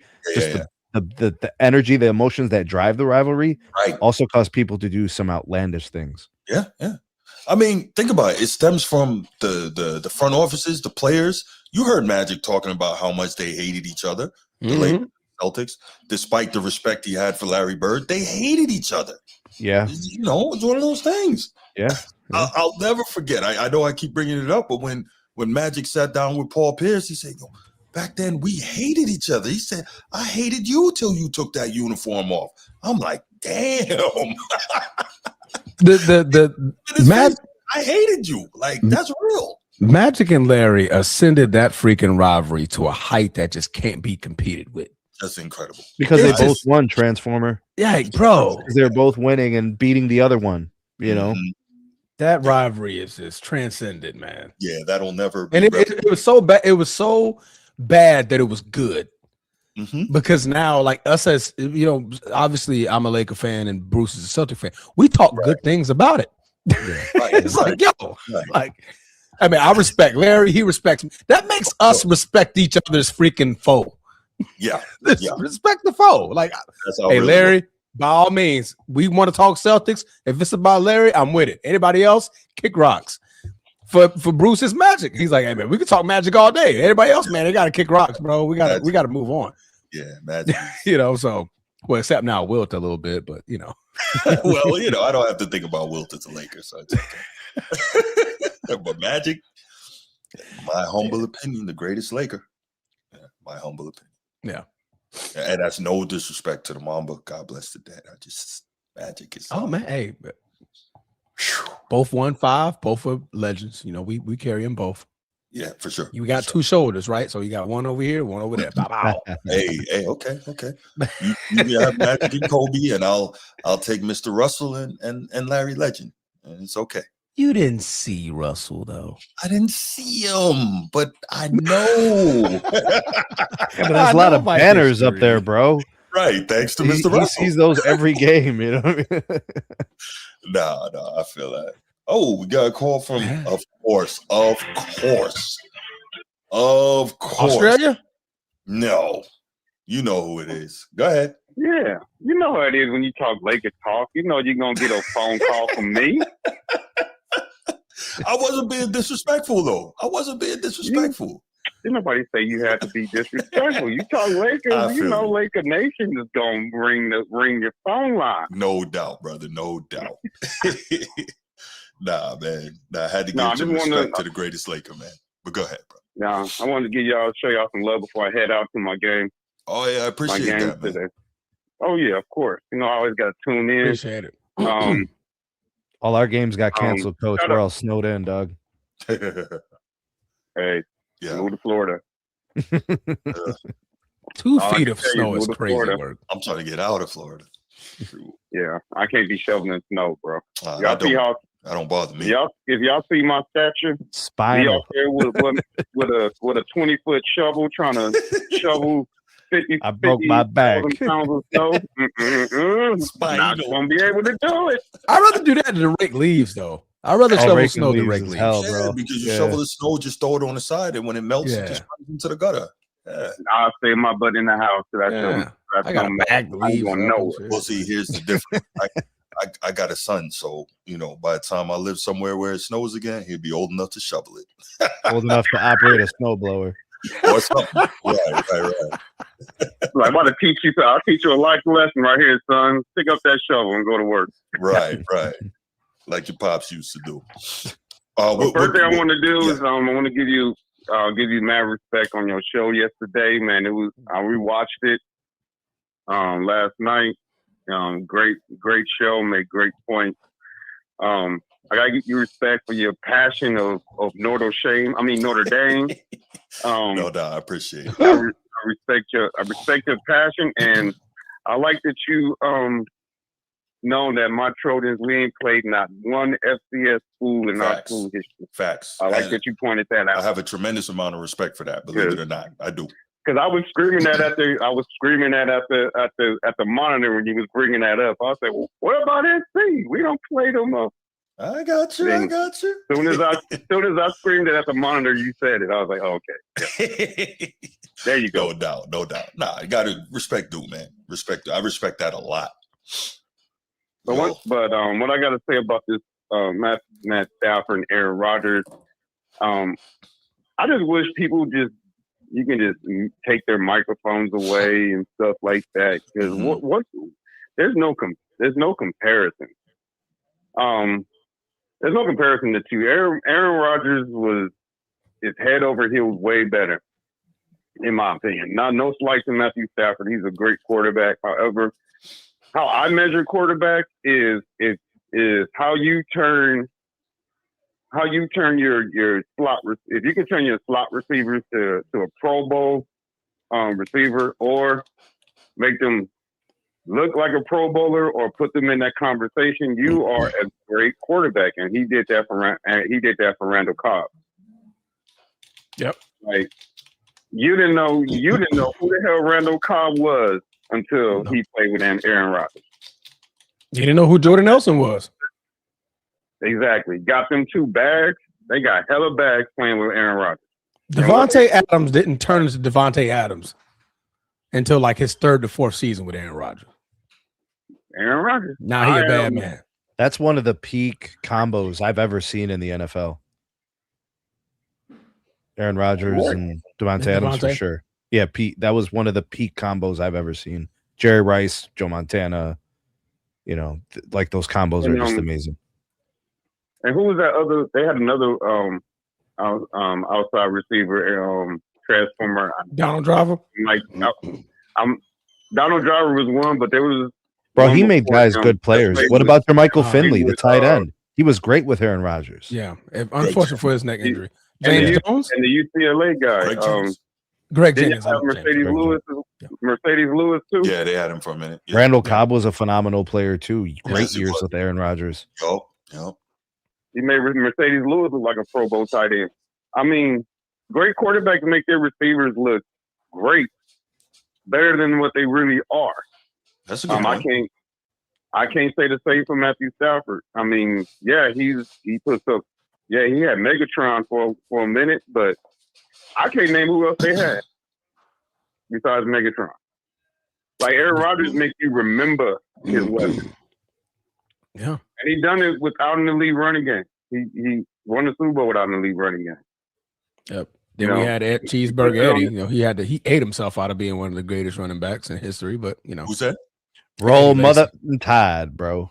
Who did? Sorry, Cheeseburger Eddie. Oh, Eddie Lacy. Okay. Yeah, that man was a beast, and then he started eating them damn cheeseburgers. I don't like Eddie Lacy because he trucked Manti Te'o in the national championship game. Boy, took him into the end zone. Sent him to the shadow realm. Yes. You know how I feel about Manti Te'o, so I'm biased, so I'm not even going to comment on that one. No, I got you. And I wouldn't expect anything else. he's doing great as an analyst now. He's doing great. Yeah, he's doing great as an analyst. Sure. Yeah. I mean, he had a great career at Notre Dame. I ain't gonna front. I'm just pissed off that how it happened. He played 8 years in the league. I didn't know he played. Anyway, I thought it was like 4 or 5. Couple of contracts, man. Yeah, he hung around. Yeah, Greg Jennings. Yes, thank you to Jay Grizz in the chat. Because he made all those guys look like Pro Bowl receivers. You can't take that away. He gave my 49ers the business. Mm-hmm. You know, it didn't matter how much big the lead was when he came down to the 4th quarter. What was the game plan? Don't give the ball back to Aaron Rodgers under the last 2 minutes. Mm-hmm. That's always been the game plan, because he's He's that guy that you do not want him having the ball last, because 9 times 10 you're gonna be shedding tears at the end of the game. Okay, so real quick, that is the perception, but in his career, if I'm correct here, if the numbers are right, Matt Stafford has 39 career fourth quarter comebacks. Aaron Rodgers has 24. Now that's also situational. So I'm not trying to say that makes Stafford better. I'm just saying the perception is that late game Rodgers is better, but you could. Yeah, but we should look at how many late game opportunities it was, because I would bet that Aaron Rodgers' percentage of wins in those scenarios is probably like 90+%. And for Matt Stafford, it's probably 50-50. Because I remember vividly a lot of losses where Stafford got strip sacked or threw a pick to end the game. Right? Mm-hmm. And Aaron Rodgers didn't really throw picks to end games. He barely threw picks at all. Yeah. If you intercepted Aaron Rodgers, it was a momentous occasion, and you saved that. And them DBs always save that football because it rarely happens. Yeah. But no. I don't care if he do win a Super Bowl this year. No, you can't. You're not going to put him over Aaron Rodgers, and we know why Aaron Rodgers don't have more. Mm-hmm. That NFC that he was competition that he was going against was kind of like how the Western Conference was with Kobe. It was very intense. Like, and those a lot of those games that he lost, they could have won them. They could have won them. It was just, I ain't gonna go into details of that. But a lot of those games ended in overtime where Aaron Rodgers never touched the football. Like the Seahawks, for example, he never touched the football. Like you get in overtime, he's like, they changed the rules. Yeah, like I can't touch it. That's been back when the first touchdown score was. That's the best way to beat Aaron Rodgers, to keep him on the sideline. Keep him on the sideline. Well, they changed the rules because of Josh Allen. No, I thought it was because of one of the reasons why. Because like Patrick Mahomes, he lost a playoff game because he didn't touch the field. Yeah, because the previous year Patrick Mahomes didn't touch it at the time. Well, the main reason, though, everybody was complaining after that incredible epic shootout between the Bills and the Chiefs. And then when it went into overtime and Josh Allen didn't get a shot, or what's that overtime? The 13 seconds? No, that was the fourth quarter. That was the first pass was to Travis Kelce. Then the second one was to Tyreek Hill to win the game. I'm thinking about something else, though. But Josh Allen was the main reason that they changed it. All right, go back. But anyway. But anyway, y'all, I'm about to head out, man. Like I said, great show. I agree with you with Magic Johnson being the greatest Laker of all time. I always say that. No shot to the great Kobe Bryant. No, none at all. Respect due to the Mamba. The difference between the reason, this is my reason why I put Magic over there. Mm-hmm. The Lakers were not in a good place before Magic got there. Mm-hmm. Well, you can say the same thing about when Kobe and Shaq took it over.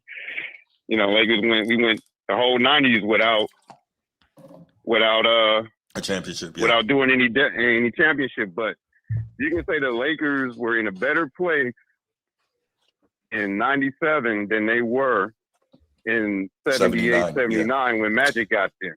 That's no, bro. LeBron resurrected the Lakers. He re-energized the Lakers, and they won the chip his rookie year. Yeah. Hey, Coach. LeBron resurrected the Lakers. Chill out, bro. Bro, why are you going to piss Coach off when he's trying to go? Go somewhere with that bull. Coach out here trying to go mentor the youth, and you going to stop. First year, how many games? His first year, how many games did we win? 7. Coach 37. Coach T. 7. He's trying to mess with you, man. Don't fall for it. AD came in, and then we won the chip, and then what happened after that? Uh-oh. Look what you gave him the ball, and what happened? LeBron saved the Lakers. Genie Bus owes him the world, bro. Stop it. I'm gonna get off because he's trying to get me. He's throwing rage bait at me. It's all love, Coach. It's all love. Just messing with you, man. He's throwing rage bait. You're gonna get YD to come to here, man, and chew your ass out. Oh my gosh. Yeah, you don't want that. All right, Coach T, man. I appreciate the call, brother. Thank you. Later, Coach. Thanks, man. Yes, sir. I'm gonna watch the last topic on my way to the gym. No doubt, man. Good luck in your game, bro. Final point. for Aaron Rodgers. Aaron Rodgers, because they're like, okay, the Detroit had bad defenses and all that. Mm-hmm. The Packers had the 32nd ranked total defense and passing defense. How many times? 2011. That's the year after they won? The year after they won. They were 15-1 that season. 15-1 with the 32 ranked defense. Who does that? Who does that? Come on, man. I don't think I've ever seen that. Who can carry a team like that? Carry a team. There was multiple years in Green Bay, in his prime, the defense was ranked 30th. Let me see. 32, 25, 22nd, 22nd, 25th, 20th. Like, come on, man. And how many times were they playoff teams in those years? Every time. Yeah. So every time with the exception of one, and that's because Aaron Rodgers was hurt that year. Hundley was our leading passer that year. One. I wonder if Cowherd would watch it when I cut this, if I try to send this to him or tweet it to him. No, seriously. You wonder. I mean, obviously these guys are busy, but you wonder, if they ever, because I'm sure they get inundated with these type of things. If they ever say, oh, this looks interesting, and they actually watch it. Yeah. But yeah, that's it. Aaron Rodgers had to carry his team before and was successful. So the excuses for Matt Stafford goes where again? Yeah. Wait, the defense was good. I mean, bad. Okay, so was Aaron's. And somehow he still got him to the playoffs, still made winning seasons, still played winning football. Mm-hmm. Rob Parker calls him Stat Padford. I love that. Stat Padford. Now, man, Matthew Stafford is a great quarterback. But most of the venom for Matt Stafford is going to be from irrational fans who think he's better than he is. Yeah, that's most of his stardom is going to become from when he was in a Rams uniform, which is cool. It's phase 2 of his career. It's cool. Yeah, it happens. My, how the mighty have fallen. How the mighty have fallen. All right. They ranked number 1 in offense that year, where they ranked 32nd in defense. All right. Okay, let's get to. Go ahead. Yeah. That went worse than I had originally imagined. When I thought it was going to be a good, a legitimate debate, but how? We know what we saw. How? I didn't know it was that lopsided. I really didn't. It's probably worse as soon than as we've been framed. I saw the quote and I immediately went, okay, no way in hell he said this in real time. And then I go on his Twitter and I saw that he actually said this. And then when I saw you put the topic, Stafford versus Rodgers, I'm like, I'm about to carve this up like some good ribeye. Like a good ribeye. I'm just going to take the knife.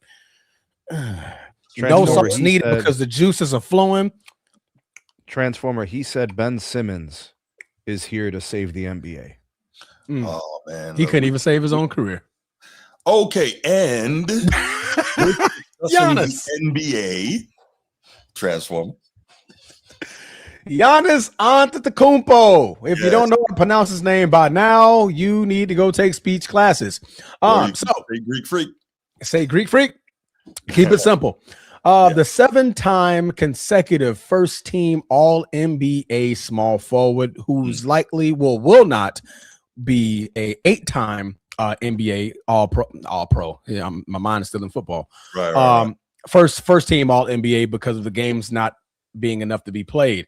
Has suffered a calf strain that's going to keep him out from 4 to 6 weeks with an estimated return time of the end of February. But that's not the reason why we're having the conversation. We're having a conversation because, again, it's been said that this looks like another phantom injury. Because Giannis may be on the move, maybe packing his bags. And Bruce has about 3 teams of options that he could go to. The Lakers, the Knicks, Miami, the Heat. We're out there. So, guys, Giannis potentially being on the move. Yeah. There's actually some different ones, but the reason I put those on the thumbnail is because those are the ones most often brought up when they talk about it. Obviously, the Lakers, because somehow the Lakers have this magical hold over the NBA and superstars, and they always they do this, and somehow it's like remember the Charlie Murphy skit with Rick James, and he was like Murphy. Oh yeah. That right. That's what the Lakers do, and then the super free agent. You're a superstar? Yeah. Right. Welcome to the dark side. Come on in. Right. So I have some thoughts here, right? Obviously, as you can see by the thumbnail, the Lakers, which is obviously a huge one. And actually, I was listening to the Up On Game podcast yesterday with LeVar Arrington, Plaxico Burress, and they have a guy that comes on during the second hour every week named Cuffs the Legend. He's a big NBA guy. He has I think his show is called The Some Dude Show, and it's a pretty popular NBA podcast. And he was saying that from what he hears, not what he hears, he said it's a very poorly kept secret that Giannis wants to be a Laker. And I'm like, huh? No. I said, no, I don't want to see that. But dreams. No, Giannis don't want to pay all them taxes, man. No, fuck it. We got it. We got the taxes, bro. You about to get all that back. Right. So he said that. I know, right? With all that off-court money that yeah. Greek Freak, we already got memorabilia out for you, baby. You're good. Yeah. But so Giannis, they say it's kind of out there apparently that he wants to be a Laker. So that's a thought. New York Knicks for me was obviously one that I thought was great, and one that he has spoken about previously. Obviously he hasn't said I want to be a Knick, because in the NBA, if a player that powerful and that good says it, then it kind of eventually happens. Miami Heat, we all thought would be a great fit. That's not a guy that you have to worry about in terms of discipline, in terms of staying in shape, in terms of working hard, or playing defense. Even though he's not quite the same defender he once was, Edward, he still is going to give the effort on defense, not like some other guys that people put their knee pads on for around here. But anyway, so I thought the Knicks, the Heat, really good fits. But, in looking it up, another one be Golden State. And apparently Golden State is really interested in getting Giannis. And they are attempting to, quote unquote, move mountains to pair Giannis with Steph for one final championship run. So the interesting thing would be there in that situation, you probably would have to give up Brandon Podge, multiple future picks, Jonathan Kuminga. Why is Draymond Green not in that? Like, why would you still have Draymond there if you got Giannis? A young, way better version of Draymond. Like, still a superior defender, handles the ball, can run the offense, obviously way more athletic, better scorer. Like, that would be crazy to have that 1-2 inside out of Steph and Giannis, and you build around that. But, we'll see. Because if you have Draymond is going to continue to do what he's always done, right? Run that point forward role. I can't imagine like him and Giannis. That it wouldn't make sense. Yeah, get Dre up out of there. Retire or beat it. Obviously, we talked about Los Angeles Lakers, who are, face it, the glamour destination in the NBA, right? If you're a big-time free agent, you get a chance to play for the Lakers, you go play for the Lakers.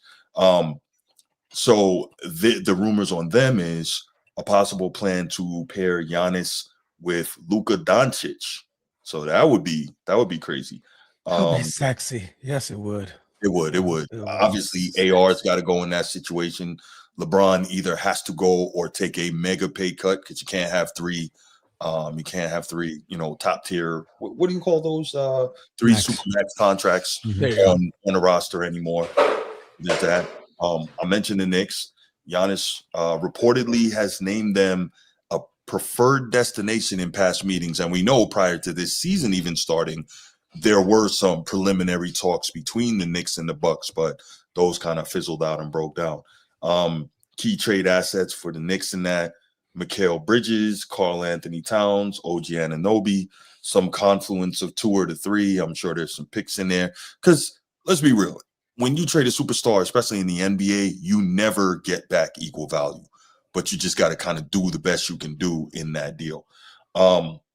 This was crazy. I didn't even think about this one. I think it's highly unlikely because they signed all their guys to big money. OKC. This says they have the league's largest war chest of draft picks, 10 plus first rounders to outbid anyone. Crazy. Yeah, but I mean, the money won't work. Somebody got to go. There you go. Somebody has to. Maybe two guys got to go though, right? Mm-hmm. That got a max deal. Jay Will got a max deal. Obviously, SGA is on his mega deal. So you got to figure out how that could work. Here's another listing of possible dark horse teams. The Hawks. They currently control Milwaukee's draft capital from the 2020 Drew Holiday trade. If they land a top pick in the upcoming June draft, they could offer the Bucks their own future back to jumpstart a rebuild. Interesting. San Antonio Spurs. We heard something like that before. I don't know how easy it would be because the prospect of pairing Giannis with Victor Wembanyama is considered the ultimate defensive nuclear option. That would be crazy. But anybody doing that deal, there's no way you let the Spurs keep Castle, right? No. Castle and the other kid got to go.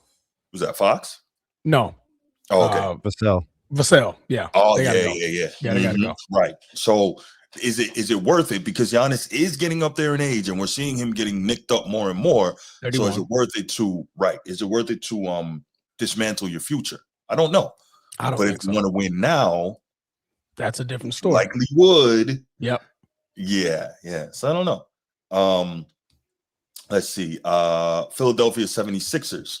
Pundits have proposed wild deals involving rookie star VJ Edgecombe and Paul George to pair Giannis with Joel Embiid. I don't like that because even though Embiid has been playing well as he's been ramping back up this season, he's not the same player he was. He's not ever going to be the same player again. He's averaging about 25 a game this year. That's cool, but he's not even averaging 8 rebounds. He'll never be able to play the minutes. And I don't know, like, if you give away, again, the youth and the future, I don't know. Maybe you win now. I guess that's always the gamble. Do you risk it all to try and win now, right? Win now versus build and have long-term sustained success. I don't know. I don't know. So those are some of the things. And before I get to you guys, timeline to watch: February 5th, 2026, NBA trade deadline. While the calf injury makes an in-season move difficult, some teams may still take the risk. Hey, it's Giannis. It might be worth doing it. June 2026 NBA draft. This is when teams like the Lakers and Heat gain access to additional tradable picks. July 2026, the rubber meets the road moment. Giannis will either sign his extension with Milwaukee or the Bucks will likely begin the formal process of moving their franchise icon. So, these are some of the things, man. I always go with Transformer first. Sneed, man, where are you on that? There's only one place for Giannis to go. Let me hear. Boston Cleveland. Celtics. Oh, okay. Huh? Boston Celtics. Okay. That is the only team. I don't like that. I know you don't like it, Transformer, but I could turn this around and do it with the Lakers too. I don't like that. But it's harder with the Lakers because of we don't know what Austin Reeves is as a free agent. Like we don't know how much money he's going to command. That's why it's harder. Yeah. But I know what the Celtics have. Okay. The Celtics should trade Jason Tatum for a combination of Giannis and probably like 2 other players. And who I would like to see go with Giannis would be a combination of like Miles Turner and then probably like AJ Green or Bobby Portis or like, like a shooter. So like Gary Trent Jr. or something. They're going to have to get more than Jason Tatum. Well, right. I'm saying, but he's the key piece that's going to be leaving the Celtics. The core is going to be Giannis, Jaylen Brown, and then supplemental pieces that do the other things. I have a 7-season window of Eastern Conference Finals locked in. If I can pull that off, and Jason Tatum is worth trading away. He's really, really good. Yeah. But Jaylen Brown does more on both sides of the ball. Yeah. And has proven to be an NBA Finals MVP. That's right. So is Giannis. Yeah. And so I can build that and I can trade that. It can actually happen. and I can balance a roster that produces 5 or 6 Eastern Conference Finals in a row. Yes. It's worth to trade Tatum for 6 Eastern Conference Finals in a row. Okay. Let me tell you how that's not going to happen. Hold on. I like the way that sounds. Go ahead. I like it. Let me tell you why it's not going to happen. Yes. Your owners are cheap. Yeah. They're not cheap. Your new owners don't want to pay all the salaries, bro. He's right. Well, okay. So just purged. But what if it was for this? But what if it was for this, Transformer? What if it was for this? Right. It's not necessarily about being cheap. They were purging contracts, right? What if it was for this moment? So, but here's the deal, real quick. It's not necessarily about being cheap. It's about when you come into an organization and you see all these contracts that you didn't sign, you don't want to be responsible for them. If you sign guys and it doesn't work out, that's on you. But you don't want all these big contracts that you didn't sign. So I don't think they're cheap. I think that they want to do it. They want it to be their decision, not stuck with somebody else's big signatures. That's fair. Yeah. That's fair. I don't know. I got to see something different from the owners first. That's fair. Yeah. That's fair. Yeah. But I really like they came in there and started carving. I'm moving heaven and earth to get Giannis in Boston with Jaylen Brown, a couple of shooters, defense, a couple of defenders, 6 seasons to the Eastern Conference Finals. Lock it in. No points. I would say 4. I would say probably 4 or 5 because that'll put as like the lower expectation, right? Yeah. I'm seeing like 6 is very possible. Yeah. Okay, I just thought about something that's a little less important, but what number would Giannis wear? When you go to Boston, getting a number is a difficult proposition. 34 is already in the rafters. Yeah. 43. Put it backwards. But he's going to have to take Thanasis and Alex and the whole Antetokounmpo family with him. Yeah. So we're going to do this whole That's funny. Thanasis. So Jason Tatum. Mm-hmm. If I'm Milwaukee, because if I gotta add Bobby Portis or anybody else, I need Derek White. I'm gonna need, and I'm probably gonna take Pritchard, unless you swap that out with picks, right? And then I'll make that trade. Right. I need full physicals, man. Obviously, if on both sides, of course, of course. Is nicked up, and then that's part of a trade anyway, but. Tatum coming off did you see Tatum dunking in practice the other day? He got to chill. Off 2 feet. Yeah. Got to chill. Yep. That's not necessary. I haven't had an Achilles injury, so I don't know what that feels like, but I can guarantee you I ain't risking it. Right. There's not too many Dominique Wilkins running around here that's going to average 29 a game off of Achilles injury the following season.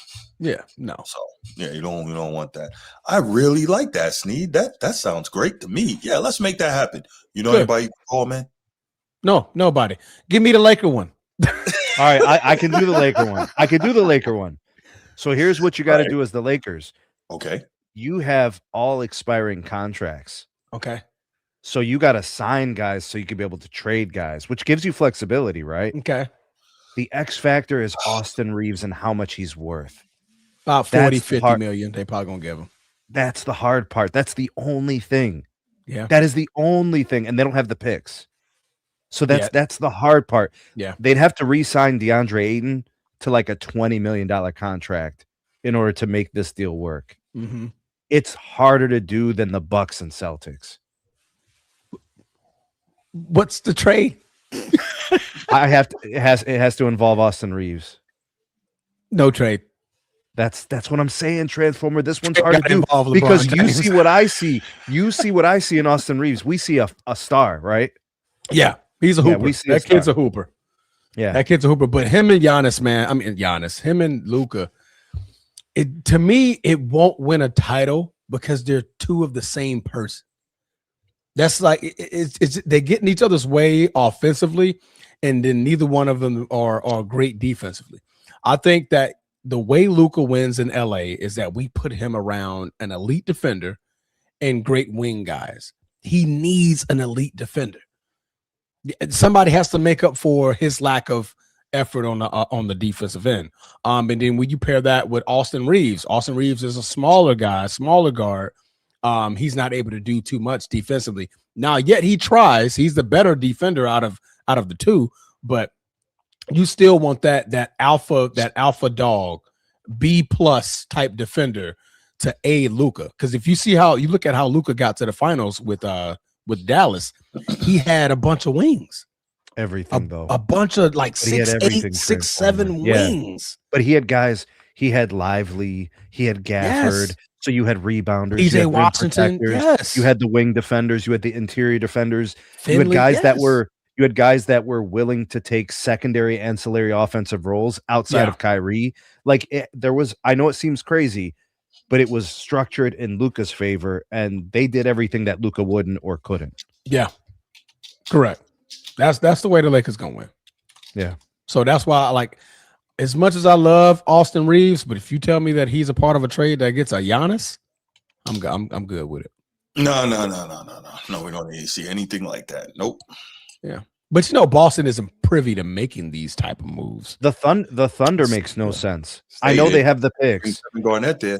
But the Thunder don't make sense because the Thunder would be completely changing their philosophy. You would be completely restructuring your organization. You have won an NBA Finals the way that you are constructed. Absolutely. You're not rebuilding that to accommodate Giannis's needs. To hell with that. Right. Yeah. Sam Presti isn't even that type of a guy, bro. Nah, he's not. Sam Presti is the man. Look, that man ain't taking no calls. What you calling for? Yeah. No, I'm Sam good. Presti wants something, he'll call you.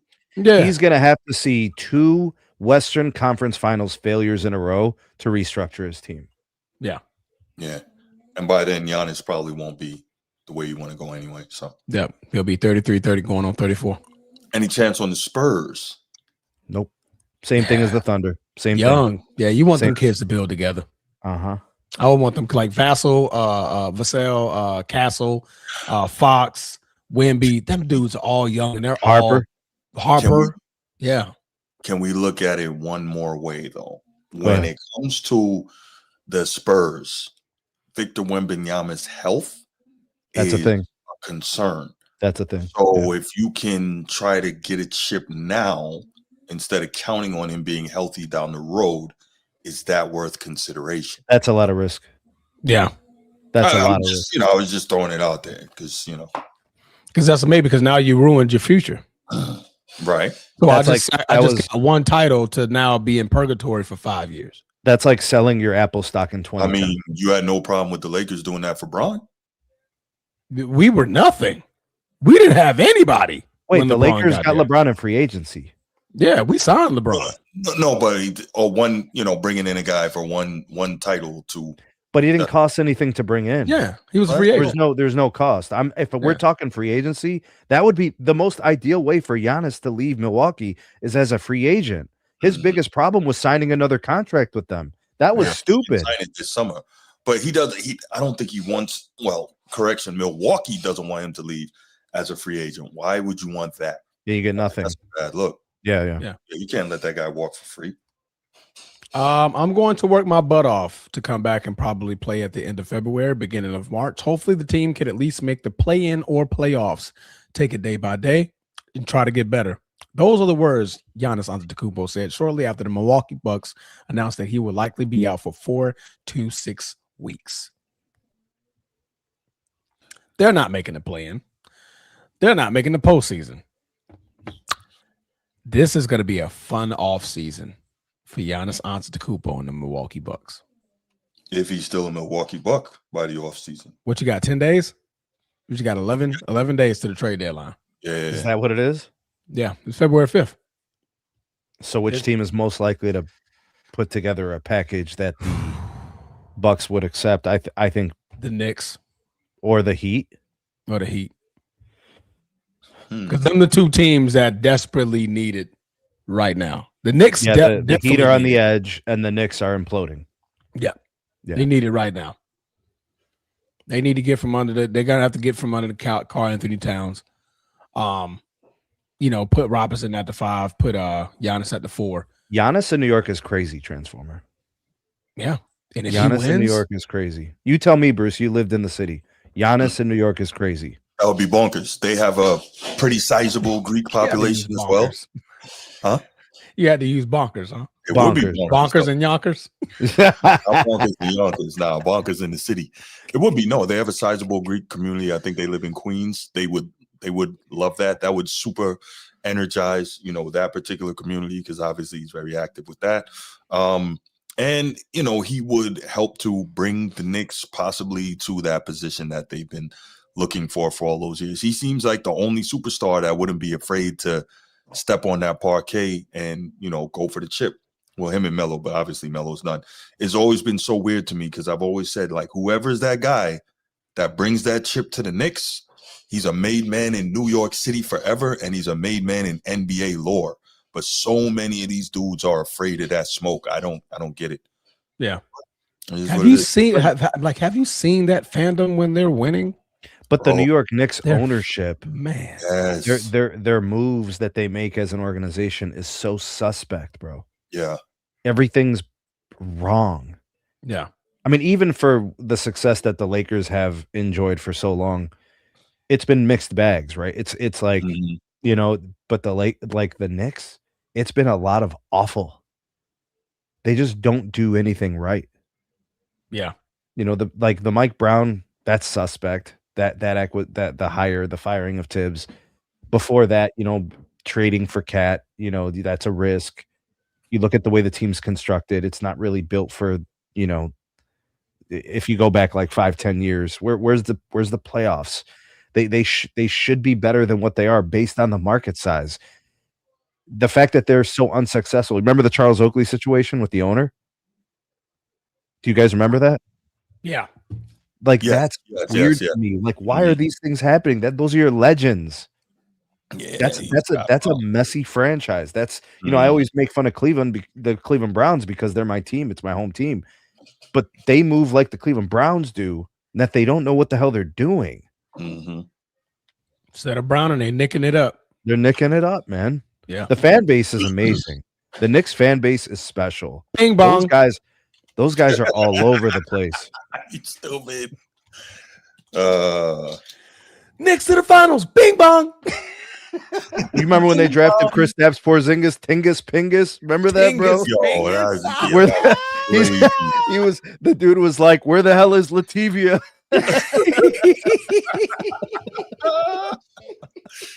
Hey, yo. Oh, man. I've never heard of Lativia. That is correct, Bubba. That is correct. Willis Reed. Yes, sir. The Mecca of basketball. I don't know, bro. I don't know. What's not the Mecca of basketball? What's that? That team has not been good for like a long time. No, it's not the team. It's the city, and it's that's my point, bro. The team doesn't reflect that sentiment.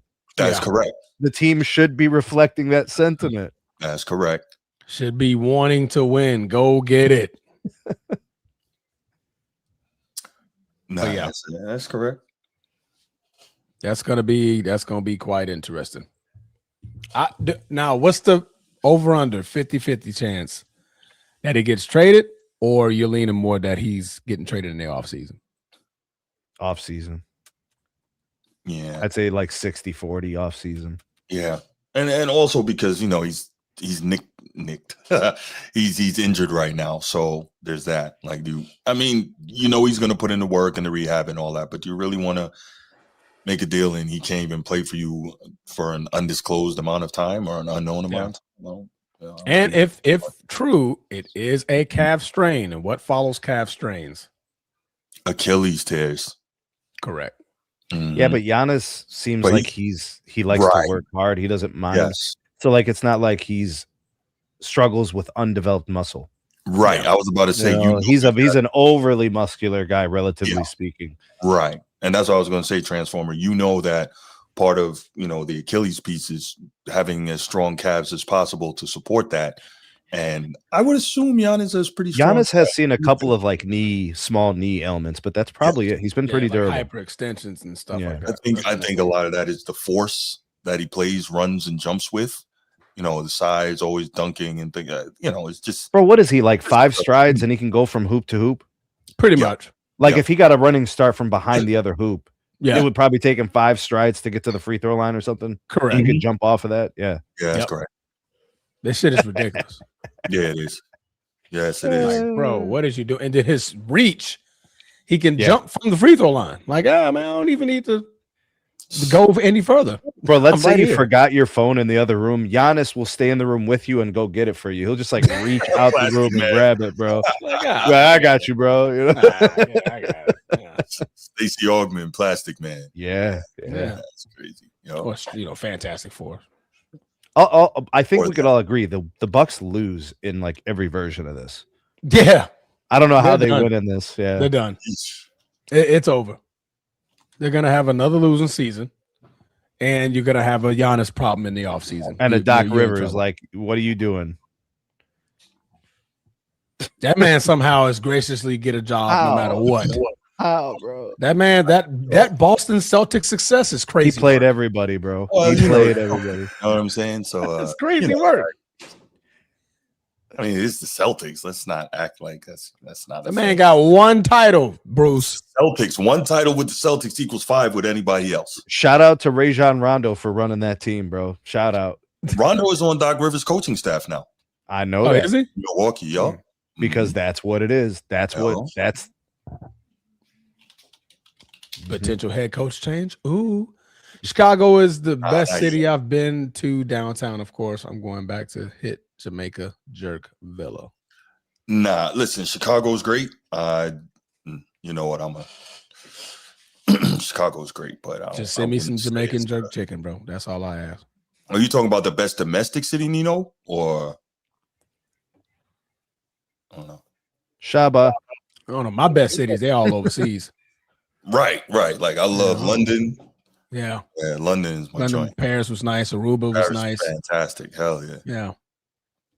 Freaking Mauritius was nice. I love that city. You been to Mauritius? Mm-hmm. Mauritius, Seychelles. Yeah. Yeah, that's what's up. That's Did cool. that deployment. That's a good look right there. I mean, of course, I've been to Dubai and all that stuff, but that's I've never done that. City. Never done that. Mm-hmm. Yeah, that's a good. I've never been to Rhoda. I've never been to Rhoda either. I had the opportunity to go to Rhoda in April. I think April or March, but I'm still recovering from my ACL surgery, so military won't let me go. Oh yeah. No, Rhoda, supposed to be nice. Never did that. You know where it's real nice? Luzerne, Switzerland. Really nice. Yeah. Greenland. I forgot about that one. Greenland. What was that? Was fun. Oh my God. It's cold as shit. Mm-hmm. Iceland and Greenland are the polar opposites. Iceland is called Iceland, but it's warmer than Greenland. Yeah, I've heard that. It's cold in Greenland. Very, very cold. But the people, the towns, bro, they sniff American. Boy, they treating you like a local. Come on in, skull, bro. It's crazy work. I was told that about Norway. I was told Norway is where you want to go. It's so freaking fun, dog. Yeah, had a great time out there. Had a great time. Yo, Donnell went to Russia. Okay. Yeah, Donnell been around the world. Yeah, was he in the tour? He just no, aircraft mechanic. He had to travel with the planes. Oh, that's cool. That man was like weeks on end. Sending us photos that he's in somewhere. That's a hell of a career perk right there. Yeah, aircraft Germany, mechanic, Russia, Germany, everywhere. Yeah, Germany's. That man was everywhere. Germany's Seoul is nice too. Seoul got like 25 million people, bro. Seoul got a lot of people. Amsterdam was fun. Amsterdam was wonderful. Yes, Amsterdam was very wonderful. Yeah, very wonderful. Mm-hmm. Yeah. My brother-in-laws go to Tokyo every year. We're gonna do Tokyo this year. Every year. Is it Tokyo this year? We're trying to go to Tokyo, right? I thought my wife was in the kitchen. Maybe she's not. Yeah, I think it's Tokyo this year. Japan for sure. They go every single year to Tokyo. Japan for sure. Oh, think it's Tokyo? Yeah, Tokyo. I think they want to do Osaka as well because they just Tokyo's been so good to them. They've enjoyed it so much. They just want to try it out. Yeah. Yeah, I want to go out there. Yeah, if it's another one in South America I'm trying to think about. I mean, Brazil, of course, it's nice. I've never been to Brazil. Because it wasn't Aruba. God dang it, man. Heard great things about Colombia as well. Great things about Colombia. It's nothing but great things about Colombia.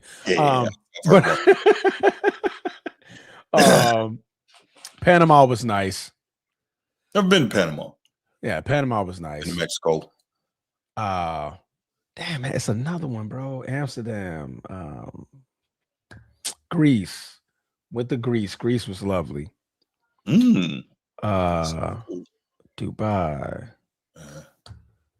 Belgium was cool. Luxembourg was good. You know what the prettiest country I've ever been to?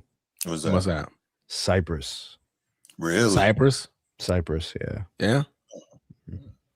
The most prettiest water was in Aruba. The Aruba best had water some I beautiful saw water. was Grand Cayman. Water in Grand Cayman. Fish. Yeah. I went to the Red Sea. That was probably the nicest water I've ever seen. Yeah. Like when we pulled in, Scuba like literally we're looking in the water. Like we're still in depth. Yeah. And you can see everything in the water. Yeah. It was like, yo, like the fish swimming around. You like, yeah. Well, we're on the East Coast where we got the Atlantic Ocean. Right. You can't see shit. The moment you walk in the water, you can't see nothing. Red tide, green tide. It's bad. But when you're over there and like you can see all the way clearly to the bottom of the ocean. Yeah. I was amazed. DR is nice like that too. Amazed. How did we get on this? Because of Giannis. Giannis is on the move. Giannis on the move. And we're talking about where he can move to. Okay, let's do this. What we're gonna do, we're gonna introduce a little something extra. We are going to give you guys an opportunity to is it there? Did I get it up there? There we go. There you go. Yes, we are going to take a few of your calls. Keep it at 5 minutes. You could talk about whatever sports topic you did that you want to bring up, and hopefully we'll be able to engage you on that. So yeah, go ahead, give us a call. Let's get it. School got canceled. Of course, you can't walk outside. Yeah, right. I don't. You got to dig a I tunnel. swear, my wife asked me to go out there and start shoveling snow, bro. I'm just gonna lock the door. Like, yo, can I wait till it stops snowing first? Yeah, man. Fellas, what's up, Edward? We still getting snow in Tennessee. It's ridiculous. Damn, man, I miss snow song. Anyway, go ahead, Edward. What you got? What's up, fellas? What's going on? What up? Now, okay, Milwaukee. You know they're gonna say, okay, who are y'all going to require for Giannis? Because I think aren't they still paying Dame and their two former head coaches? If I'm not mistaken. They're still paying Dame. Are they still paying Dame? Yeah. They stretched Dame out. He was a like buyout, 5, 6 years. Yeah. 5, 7 years or something like that. And they bought him still out. paying they still paying Griffin and the coach before Griffin. I think they still paying him too as well. Nurse? You know, he doesn't. Yeah, they still paying him. Yeah. So I don't see. I mean, how is it going to work? Now, y'all said New York. It sounds all good and dandy, but you're going to have to give up a lot. And then where are you going to get your defense from? Giannis is not the same defender, Bruce. Not true. I said that. Not true. No, he's not quite. He's still all NBA defender. Right, but he's still not the same level that he wants. But that's going to happen when you give effort on defense damn near every play for all those years. But go ahead, Edward. You wouldn't know about that. Anyway, so let's keep going. Mm-hmm. Now, again, you said New York, like we were talking about with New York. I mean, like Giannis he works with the ball in his hand. I mean, since he's been in Milwaukee, he needs the rock in his hand to work. I mean, you want to compare him with Jalen Brunson. And Jalen Brunson, he's normally always the only person who brings the ball up the floor for New York when he's on the floor. So I don't see how that can work. Golden State, oh man, it's gonna have to be considered another team for a 3-team trade for that to work for Golden State. Even though, you know what I'm saying, I mean, you're gonna have to call it, see if Draymond, they ain't gonna move from Draymond. They're not moving from Draymond, they're not moving from Steph. Why are they not moving on from Draymond? Man, it's the same reason why they don't want to move on from Steph. Sneed. I mean, No. Steph can average 30 a game. What does Draymond do? Because his defense is gone. His defensive intensity is gone. His defensive rating is probably 5 levels below the championship version that we used to see. Probably 5 levels below. He has regressed defensively every season for the last 5 years. Yeah. I agree with that, but I don't think they're gonna move on from. They're not gonna let Draymond go. I mean, Draymond Green is the only way they can land Giannis. They have to get rid of that contract. Yeah, that contract has to go. Well, okay, we'll see, but it'll still have to. I think it will probably have to require another team to jump in with it as well. 100%. Now, I heard y'all say Atlanta. I can see Atlanta, but man, Jalen Johnson, man, he's doing wonderful. I love what he's got going on with it. I don't want to mess that up neither. Nah, he's balling. And I think that's why they had to get Trae Young up out of there. Yeah, that's true. That's true, because he's doing his thing down there. Man, y'all said OKC, I agree with you, Steve. You don't want to mess that young core up. I don't want to see it with the Spurs, but however, Bruce, I can't believe I'm going to say this. I'm going to agree with you because Victor Wembanyama, we know when those guys that height, they don't stay healthy that long. So I can understand what you're saying from that. I can't believe I said I'm Watch this. Watch this, Eddie. How old is Joel Embiid? Man. 30? How long has he been injured? 28. He looks older than he is. But watch this. I'm going to show you guys how NBA teams operate. How old is Joel Embiid? I'll say he's about 30-something. 30, 31? He is. I think he might be like 28 or 29. He came in the league. How many He's 31. Joel Embiid is 31. How many injury-laden seasons has he had? Joel Embiid? He didn't play his first 2 years at all. He was injured when he got drafted, was he not? Yeah, he didn't play his first NBA teams will ride with a guy that has the potential to be a game-changing player for a decade. They will tolerate injuries for a decade or more. Yeah. So when we're talking about Victor Wembanyama, he has higher upside than Joel Embiid. That 100% facts, higher upside. Yeah. He has higher upside in his offensive ability. He has higher upside in his defensive ability. He won Defensive Player of the Year. He is like, if it wasn't for injuries, I don't know about the offense. Mobley doesn't win it. You don't think he could average 30 a game for a decade?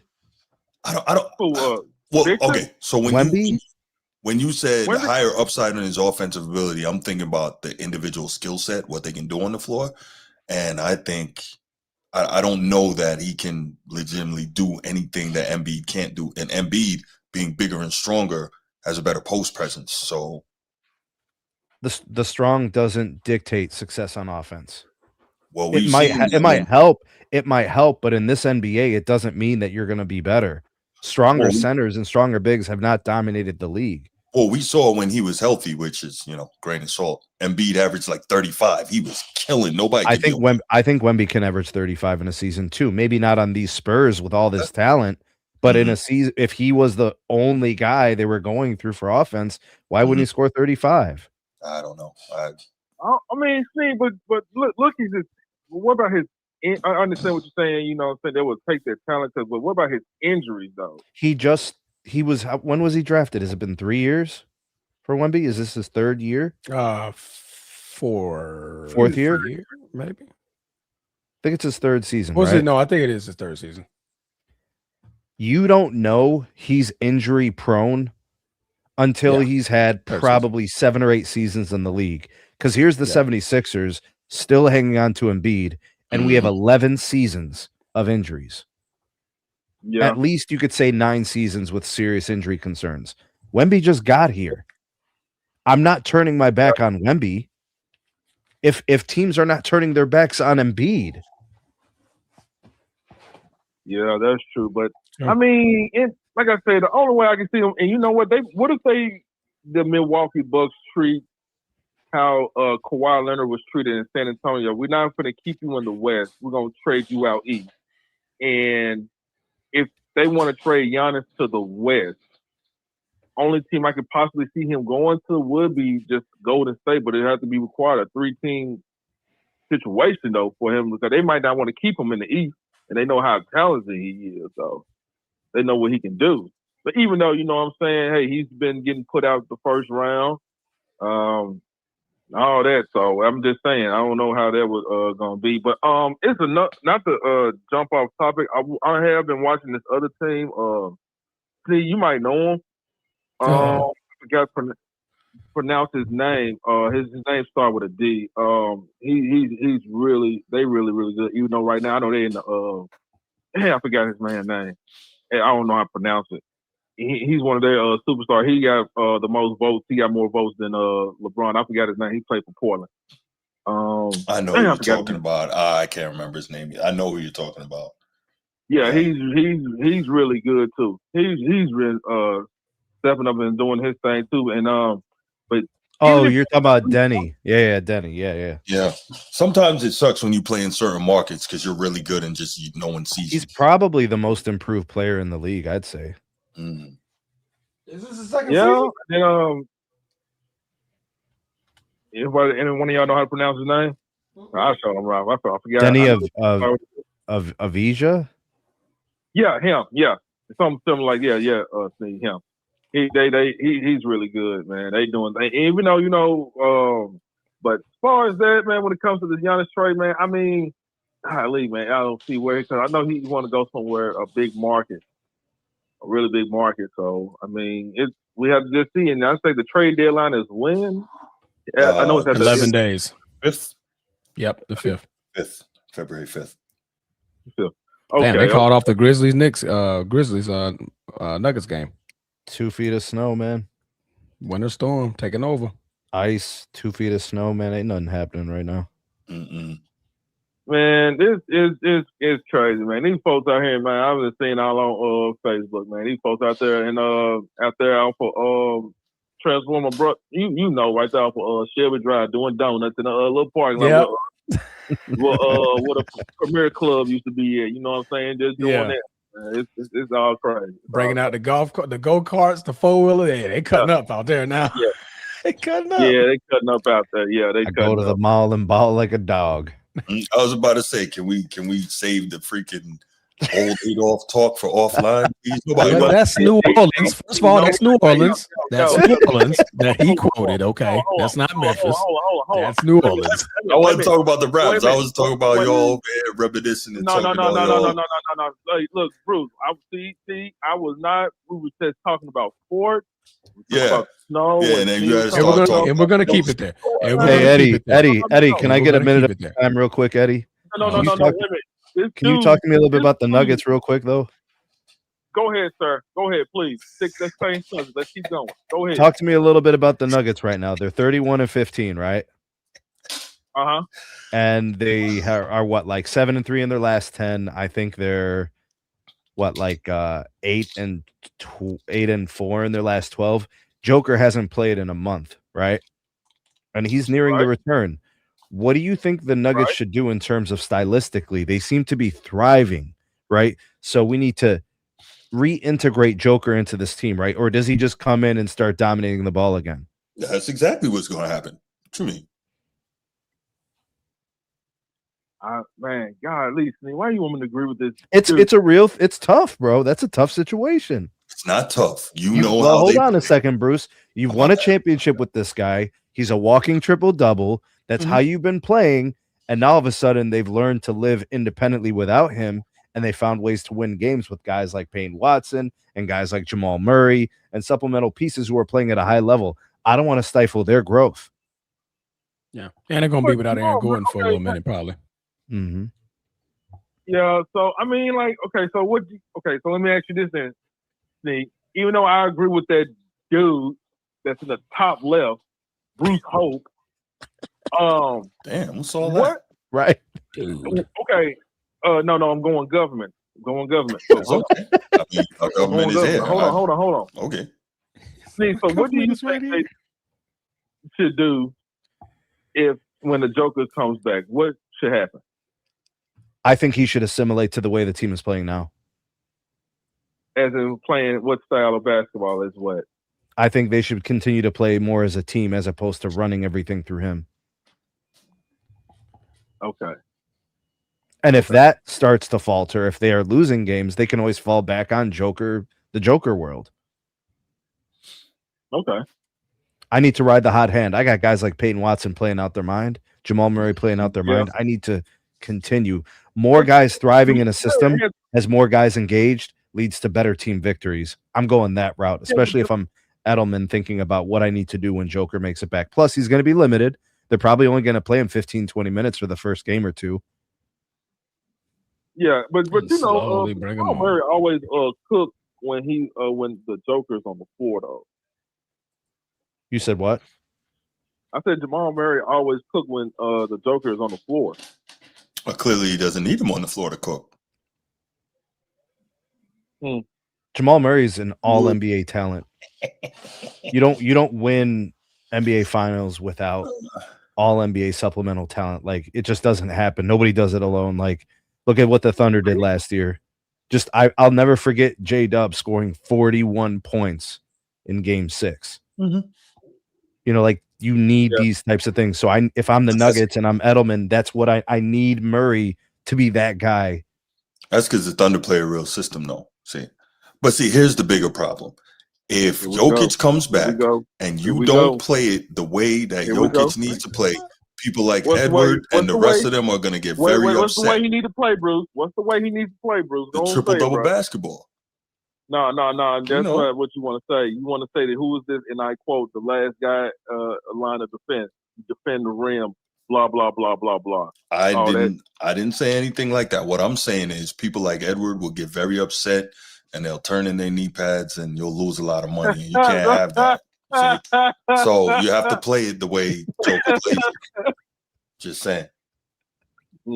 Okay, Bruce, man. Anyway, guys, I'm letting somebody else call in. I mean, Bruce, man, you do you.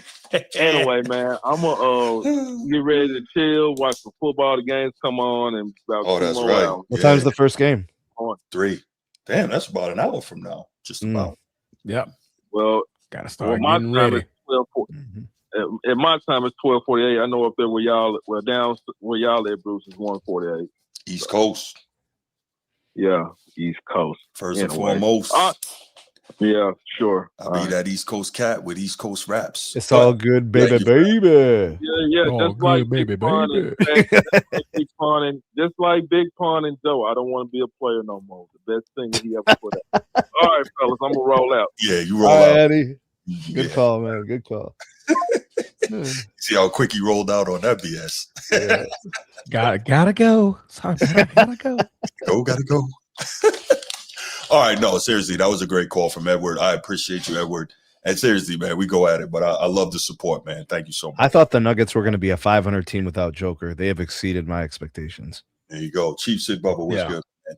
Chief. Yo, guys, the Chief is out right now. This is Rob speaking. The Sports and Fitness Rats. What's going on? Yo. Oh, that was good. What's up, Robin? What's going on, bro? Yo, I gotta get the narrative out there that Giannis is gonna be going to LA. That bomb LeBron James, Giannis is, Luka's been carrying that guy. Man, I gotta get arrested and do 5 pull-ups in order to get this out. Clipping this one too. Yeah. Yo. Good call today, man. Oh, that's funny.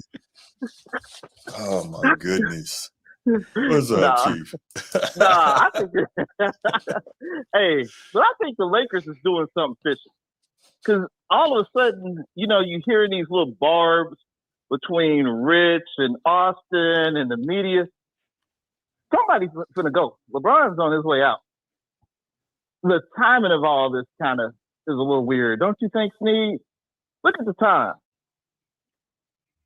Somebody gotta go. Oh, with the LeBron stuff? Right. When you say on his way out, you mean on his way out of LA, Chief, or on his way out of the league? Oh, he's on his way out of LA. Oh, okay. Yeah. LeBron only got 3 options. He can retire as a Laker. He got to take a pay cut, or he got to leave. Right. And they're making that abundantly clear. Right. So you can kind of see the writings on the wall. But if that money is freed up, then Luka and Giannis real cool? I thought they were kind of cool with each other. That's a great question. I have no idea. Just saying. All right. I know Jokic and Giannis are cool. I mean, Jokic and Luka are very close. friendly. Yeah. Right. Yeah. But I'm thinking somebody getting the slot freed up. And then, as Sneed said, Austin is going to be the wild card.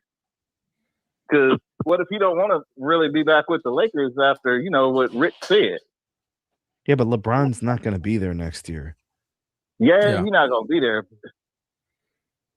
But we just like like the Lakers believed in Austin to this point, and they clearly want to retain him. LeBron's not in the picture next year in LA. Austin's a Laker. We're moving on. Right. Moving on. The money got to go. So that's $50 million. $50 million we got to get rid of. $50 million. $50 million's going to Austin Reeves. It's gone. But I'm just saying, but then they can have one more guy or have an additional piece or additional player. So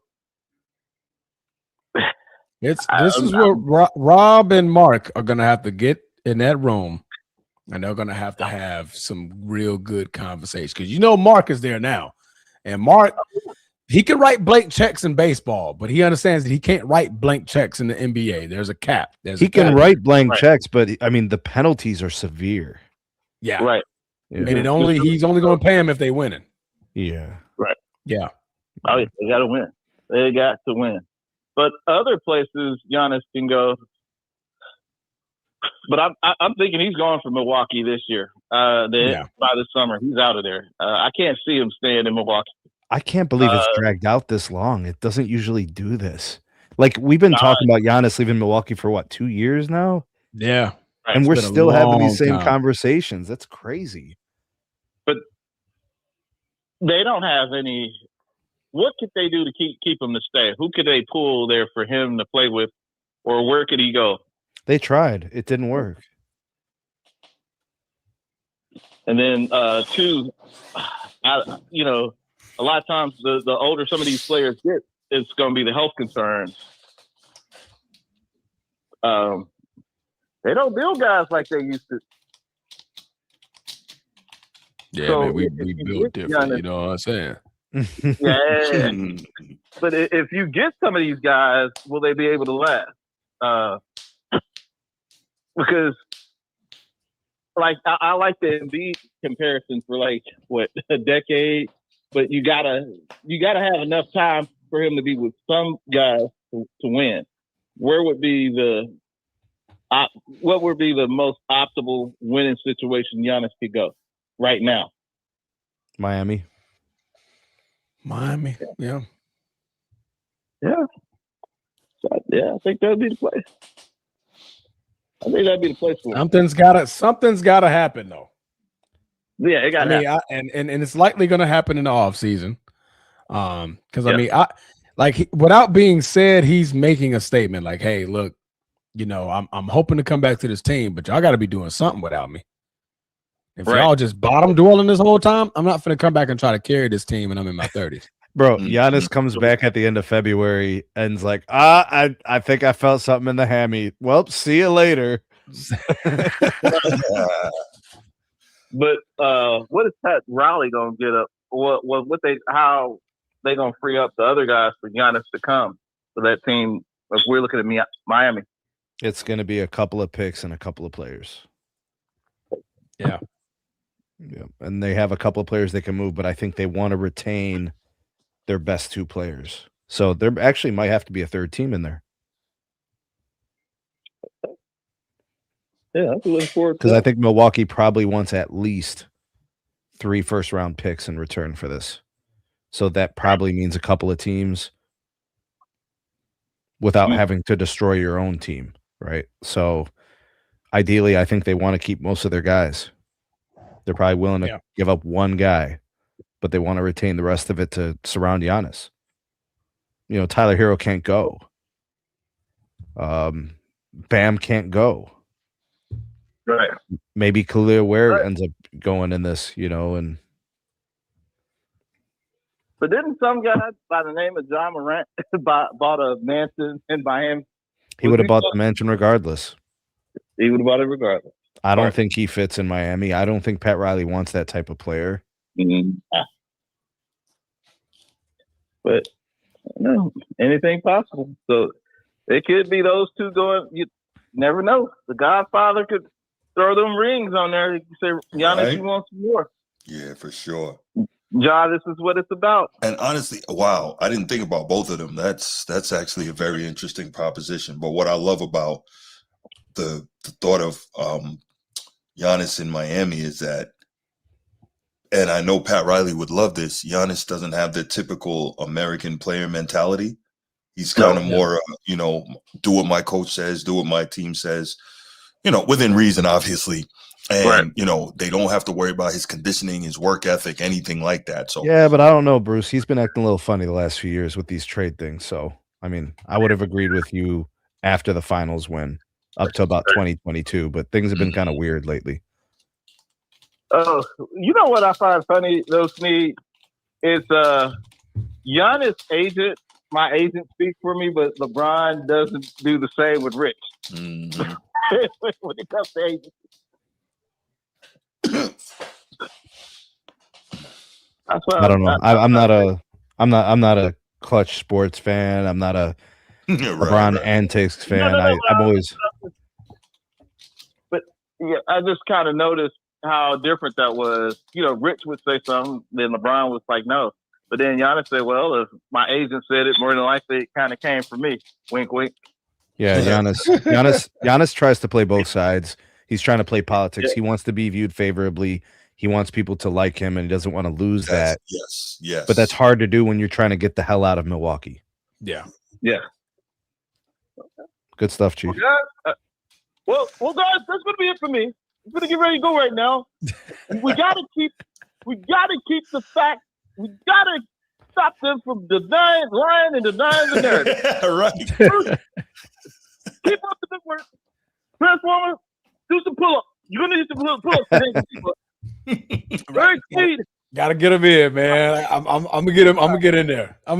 Man. Okay. All right, Chief. I appreciate you, man. Have a great Salute, Chief. All right. Oh.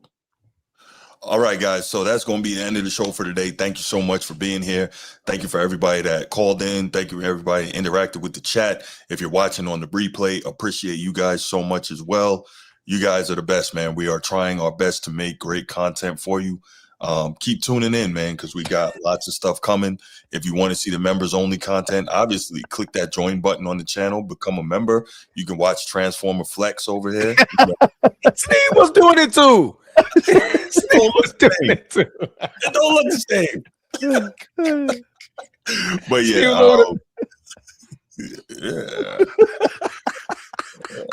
Anybody know where the gymnasium is? It's over there, brother. Over there, brother. No, but thanks so much, guys. Enjoy the rest of your day. Enjoy these championship games. And the next time we're back, we are going to talk about an early Super Bowl preview. So look forward to that. And we out. Peace.